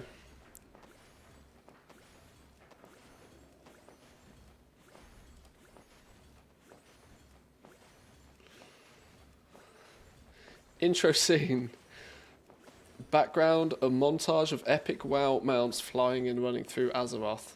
Mount collectors, this one is for you. You're on the hunt for some of the rarest dungeon mounts from Battle for Azeroth and beyond. You've come to the right place. Today we'll cover every dungeon mount from BFA, Shadowlands and Dragonflight, along with the best farming strategies to help you get them faster. Let's go. Cut to segment 1. BFA dungeon mounts. Background is a BFA themed visual and a dungeon map. Starting with Battle for Azeroth, there are 6 dungeon mounts to farm. Here's what they are and where you can find them. Sharkbait's favourite crackers is from Freehold. Blah, blah, blah, blah, blah. Overlayer table appears on the screen listing them. Most of these are simple dungeon boss drops, but some require some extra effort. If you're after the Mecha Mogul Mark II, keep in mind that it's crafted from an engineering schematic, so you'll need to be an engineer or buy it from one. And for the aerial unit R21X, you'll have to complete Operation Mechagon on hard mode. This is best done in a group. Section 2. This is crazy. I could literally use, like, oh god, I'm out of a job and all.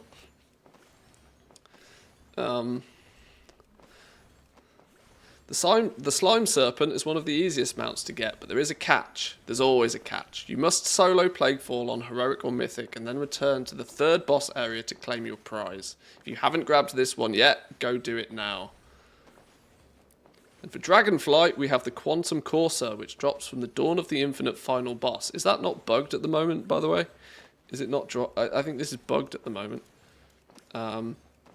Which drops from the Dawn of the Infinite's final boss, Chrono Lord Dios. This one's special. It doesn't teach a single mount, but instead awards a random past dungeon mount you don't already own. So if you're missing several, this might be a great way to speed up your collection. I didn't deliberately put my YouTube voice on, by the way. It just happened accidentally. Overlay appears on screen, blah, blah, blah. Cut to segment, add-ons and resources, background of an on-screen demo of the rarity add-on tracking your attempts. Speaking of tracking, here are some essential add-ons to make your farming easier. And that's your ultimate guide to dungeon mount farming in BFA, Shadowlands and Dragonflight. Which mounts are you farming right now? Let me know in the comments down below, and don't forget to like and subscribe for more WoW content. Happy farming. Boom. If my next video on my YouTube channel is about mount farming, you know where it came from. It's pretty spicy. Didn't you say some sexy female voice and now it's you reading it? Well, that's true, but you can't win everything. It's Dali for the thumbnails, which don't really do copyright related stuff. If you use stable diffusion, you can make them look far more Warcrafty. Yeah, I've seen a few of these sort of AI image generators, and some are clearly. The problem is the ones that you would consider to be better are also the ones that are skirting the line in terms of like legality.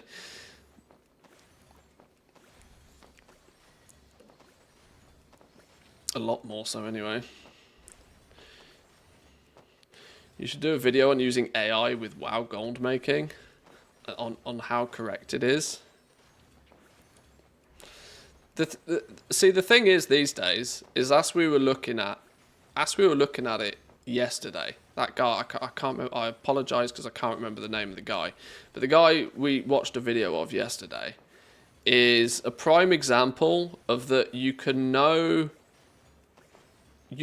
how the system works, but that's not really how goal making works anymore.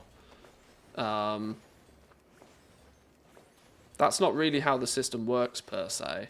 Like, just knowing the mechanics doesn't really, like, the level of expertise with goal making, I think, these days is understanding the trends and how things are going to work. You can know the system very well and still, unfortunately, get it so horribly wrong, which I think is where AI will probably, you know, fall over itself.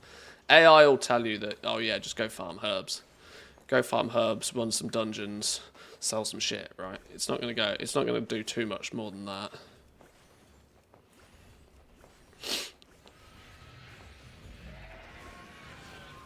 If you're talking to us on YouTube, we cannot hear you.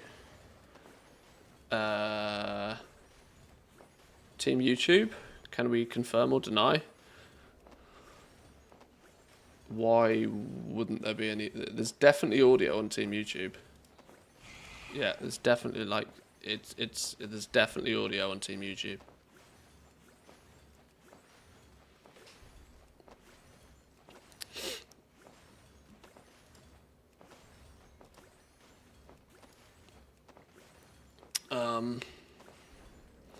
Good AI voice worked for the movie Her. Well, I switched Stanley to a smarter sounding voiceover because Stanley's original voice was done by Microsoft Azure, I think, which was free, but he was quite robotic. Hey Stanley, do you like your suave English voice?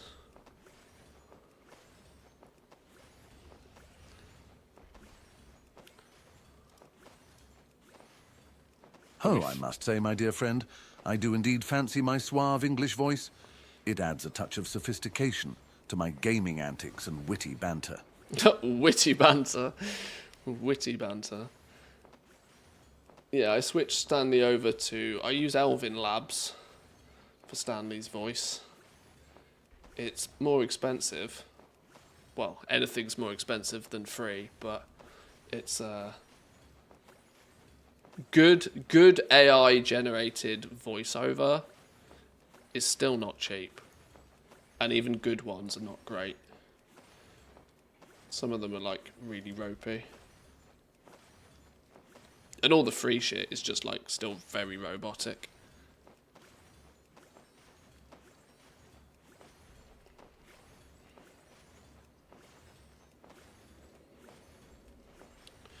The making of Rat's Revenge, deciphering incognito. What? Blizzard released a very detailed blue post about the Fell Cycle mount? When did I miss this? Please hold. When did I miss this?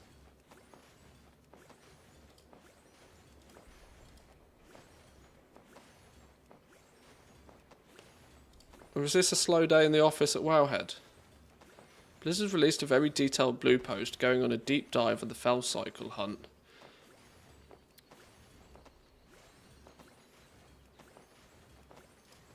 When did this come out?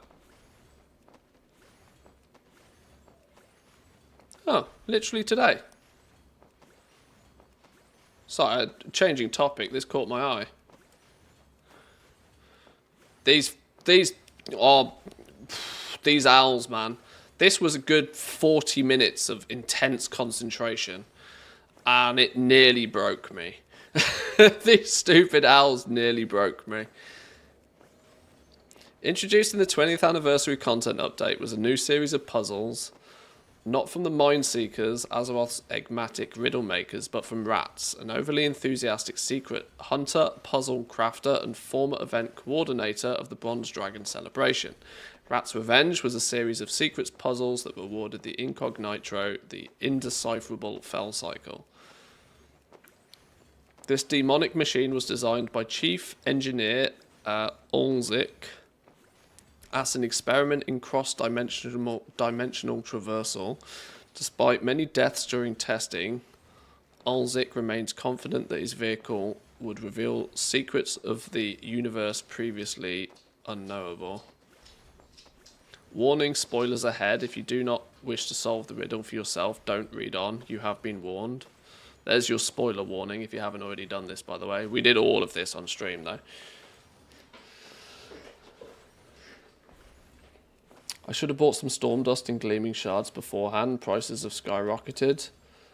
I made at least 2.5 mil yesterday from enchants. Many got increased as a result. Yeah, we're at that phase in the patch cycles where everything's going expensive temporarily, just before everything crashes again.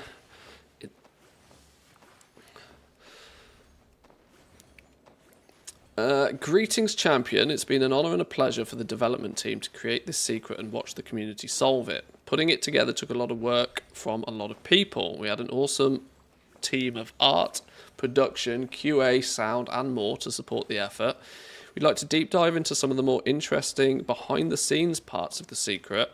We won't be talking about how exactly to solve it, there are some great player guides for that, but instead provide some commentary from a developer's perspective. The opening of the Rat's Revenge, players heeded the warning of mysterious wisps in the Borean tundra, investigating a lead from a Dalaran survivor in Dornagal, and tracked rats down a dark hole beneath Azkahet. This prologue was our first attempt at bringing the gap between noticeable secrets and truly difficult secrets. There were multiple visual signs of a secret being present, the distracting wisps and the grey quest marker above the Dalaran survivor. And in fact, earlier versions of this secret had multiple groups of distracting wisps across the Great Revelations quests.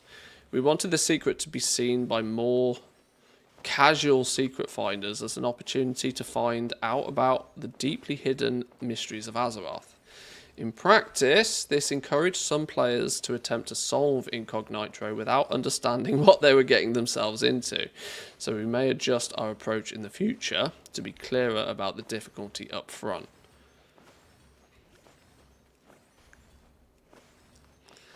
So Chapter 1, Rat's Lair. Something we did differently with this secret was showing players from the start, or at least close to it, what their prize would be, the Incognito, the indecipherable Fell Cycle, surrounded by 12 pedestals that would eventually light up as you solve Rat's puzzles.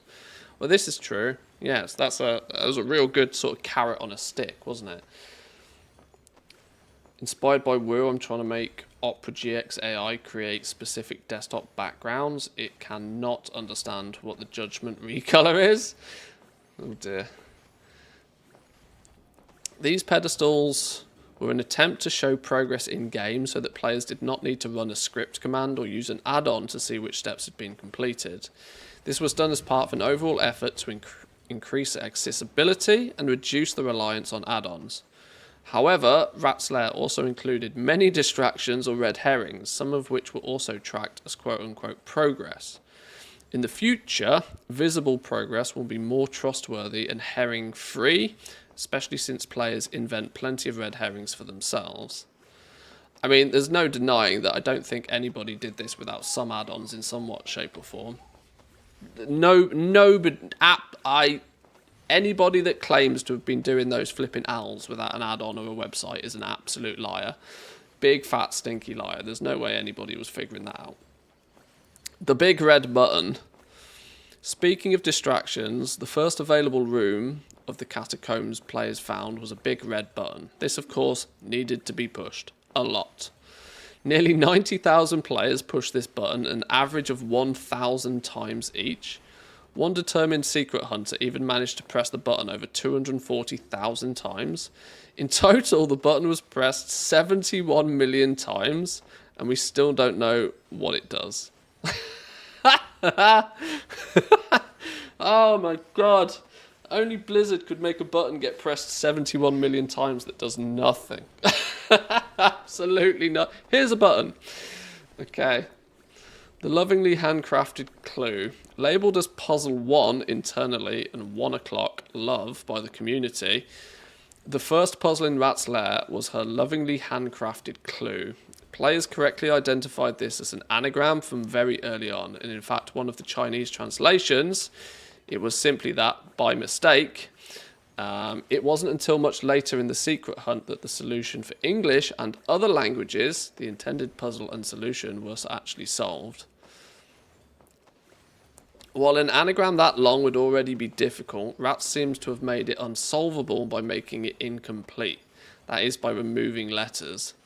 The question of which letters are missing, though, stumped the community for quite some time. Even though it was right in front of them all along, nobody could find the missing letters until somebody observed that the listed objective in Rat's Lair is to find rats, and that was the key. Rats had taken her own name out of the anagram. or as it happens, star an anagram of rats, and a lovely way to begin her puzzling journey. A handcrafted clue seems to have been a leftover from Rat's former job as an eccentric event coordinator. Despite the labour of love she put into this puzzle for a celebratory mystery hunt, it never happened, at least not while she was in charge. Her puzzles were ruthless and unfair, and perhaps Rats knew this and hated it. That's why she tried to destroy her work in the next puzzle. Is this going to go through literally everything? Wow, okay. I think this is more than a quick 2-minute read, isn't it? I'm also relatively concerned with just there might be some players that still want to do this. The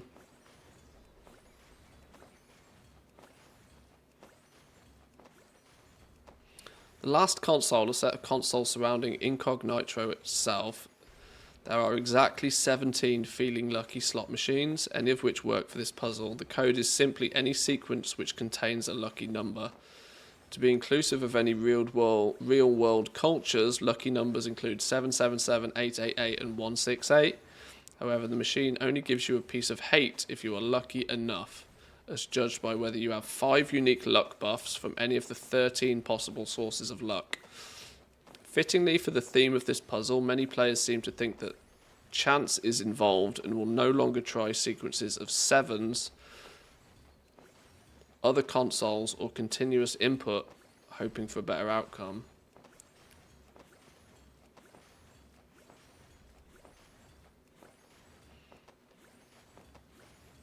There was a huge amount that went into this, clearly. The fucking owls.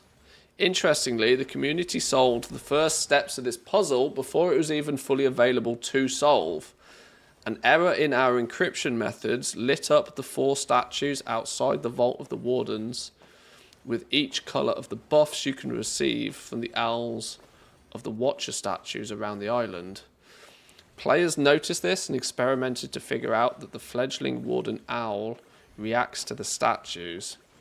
The design intent, which is working now, was that each of the statues outside of the vault would light up to show your progress on training your owl in case you forgot which ones you'd already completed. Similar to the small orbs of process shown in Rat's Lair. The secret also resurrected a familiar puzzle, but this time more challenging. The step is based on a classic logic puzzle called Lights Out.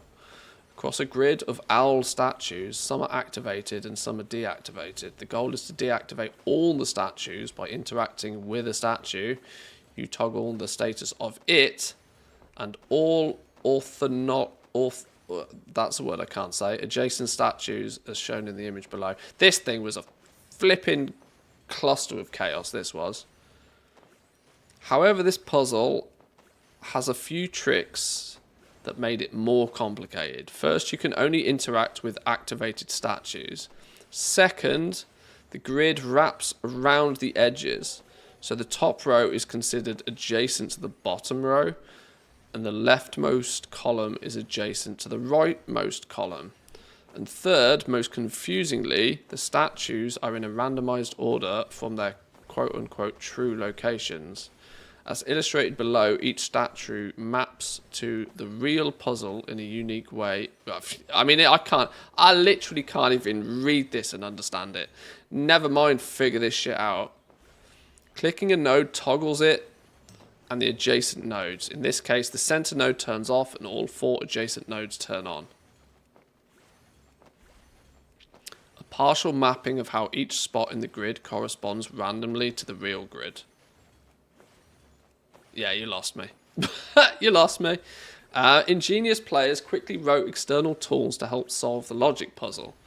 Originally, this step was designed to require individual players to solve their own unique puzzle, rather than simply plugging in the solution found by the community or relying on an external tool to do all the heavy lifting. However, in retrospect, this puzzle can be a bit cognitively inaccessible. So I'm glad that these player-made aids exist to help those who need it. This literally would have been the death of the entire thing, right? Like, General Joe was never, ever, ever going to figure this out. You've got to have a very specific brain to even get to step 1 in this. They say that a magician never reveals their secrets, but I am no magician. Candidly, prior to Rat's Revenge, there was no secret on the Isle of Watchers. But with the amount of effort that the community put into solving it, I needed to add something there. This was one mystery that needed a resolution. Yes, the statue's buffs are strange, the way they activate in a seemingly esoteric order, yet there was no shipped usage of cell door 3 to 5 by 1. Yes, the puzzle in the Glazer's room seems like it should be something more than a simple dungeon world quest. But these were... okay. I can't actually remember the phases of this in enough detail for a lot of this to even make sense. Sometimes you can tell when shit's been wrote by a dev. Cognitively inaccessible. Also, loosely translated to you're stupid. Yeah, not far off.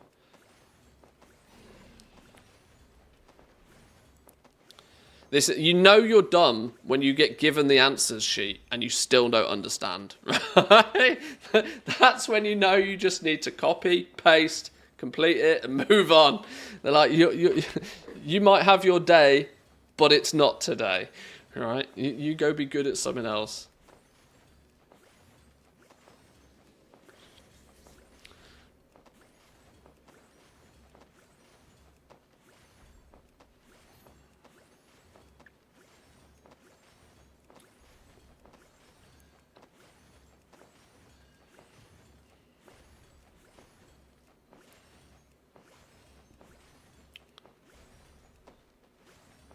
Method of shifting a text code by a key phrase.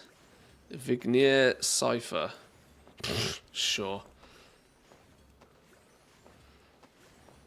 This hunt was absolutely epic and we were thrilled to be part of it. Congratulations to everybody who worked on solving it. You did a fantastic job. Now let's answer a few frequently asked questions before we wrap things up. What is the meaning of Rat's Revenge? We'll let you decide. Was it her revenge on you? Some of those puzzles were sure frustrating. Or was it about her revenge on Chief Engineer Olzik, given that she stole his fell cycle? Or is it foreshadowing for the revenge that she has yet to seek? You can't answer a question with 3 more questions, Blizzard. Alright, sure. How did you go about designing puzzles as the right challenge for a large community? Making puzzles in MMOs is incredibly difficult. Most challenges one can think of are easily solved immediately or not at all. Some of our tools included leveraging obscure Warcraft knowledge, leveraging a variety of skills and accomplishments, such as your collections, altars of acquisitions, for example, battle pets, the master of secrets, mathematical prowess, doom in the tomb, riddle solving, messages from the old gods, and linguistic ciphers, for the love of play, creating individualized steps, such as the Watcher puzzle. The hunt confirmed that many players will scour every inch of Azeroth looking for clues, while a fewer number of players will take out a pen and paper to map out their wildest theories. As secret designers, we try to create solutions just outside of what you would think to try. What did you learn? We learned so much. We took many notes on how the next secret can be even better. Some of the most common requests were more puzzles that leverage obscure lore, fewer red herrings, more individualized puzzles, clearer rules on the boundaries of puzzles, such as whether you need external information. Puzzles are one of those things, like if you open a board game, there's a list of rules to the board game. Like, if they're going to make secret puzzles, they can make the puzzle difficult, but they do need to outline that, okay, this is how the puzzle works. Now you need to go and solve it. Like, if they don't even give you the rules, you kind of don't know where you're going. Owls is a great example of that. Like, without even, like, you could have given me the rules and I still probably wouldn't have done it. But I'm dumb, clearly. What's next? Light only knows. Perhaps more will come in a future update. Perhaps in the future there'll be more to discover about the Fell Cycle itself. Chief Engineer Ulzik seems to have hidden some additional capabilities behind protected codes. Stay tuned. There's even weak auras for this, by the way. I was punching in codes on this thing at one point.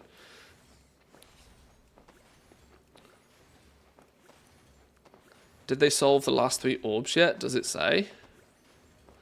For the Fell Cycle, people have had them out for ages now.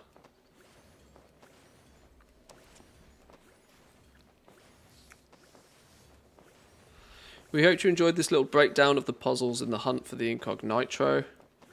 Dev team thoroughly enjoyed watching the community process it, the memes and the far out suggestions. We hope you had fun too. Well, I didn't read all of that. That was quite a cool little insight to what goes into making these secret things. And based upon how many people, like, I don't.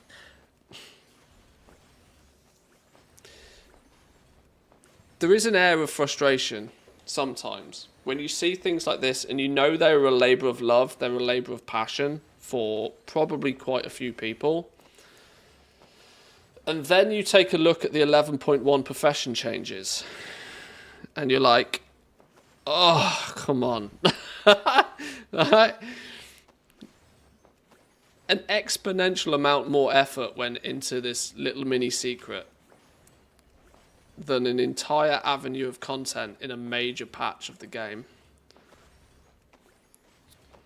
Which, this is not me complaining that stuff like this exists. I love these little mini side quest stuff. In fact, the attunement to Nax and the reinvigoration of tier 3 farming, for example, in Dragonflight was, in my opinion, one of the best little bits of content that they did and had done for quite a while. That said, they also still maintained the basics from one patch to another. Now, I know if you live in the PvP community, you're probably used to nothing happening ever by now, but I've unfortunately maybe been spoiled in the last few years of that there's relatively consistent, relatively significant updates to crafting. Maybe I need to get back to reality of that actually this sort of stuff isn't, you know, the norm. But it's a cool mount all the same though. Real cool mount. Welcome in, Crazy Bear. Welcome in, welcome in.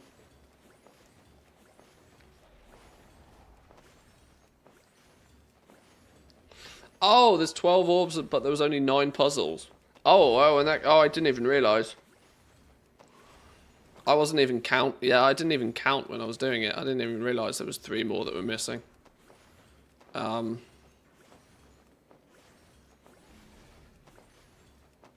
In that case, then no, it doesn't say.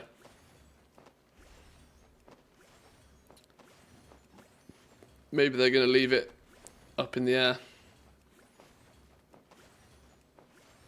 All right, well, that was cool. That was cool. How are we doing back here? How are we doing back here? I've still got hours and hours of crafting flipping inks. Boys and girls, I think I'm going to leave it there for today. It is reset day. There is often the possibility that I throw up a stream in the evening on a Wednesday, just so I give opportunity to Team NA to come say hi. Although with a busy week clearly ahead of us next week, we'll see if that actually occurs. Either way, we'll be back tomorrow. PTR is strongly on the cards for tomorrow. I actually think, did I see this right? I actually think we had a PTR build last night. Now I know it's release candidate, but that still doesn't mean that there isn't new builds occasionally. Where's oh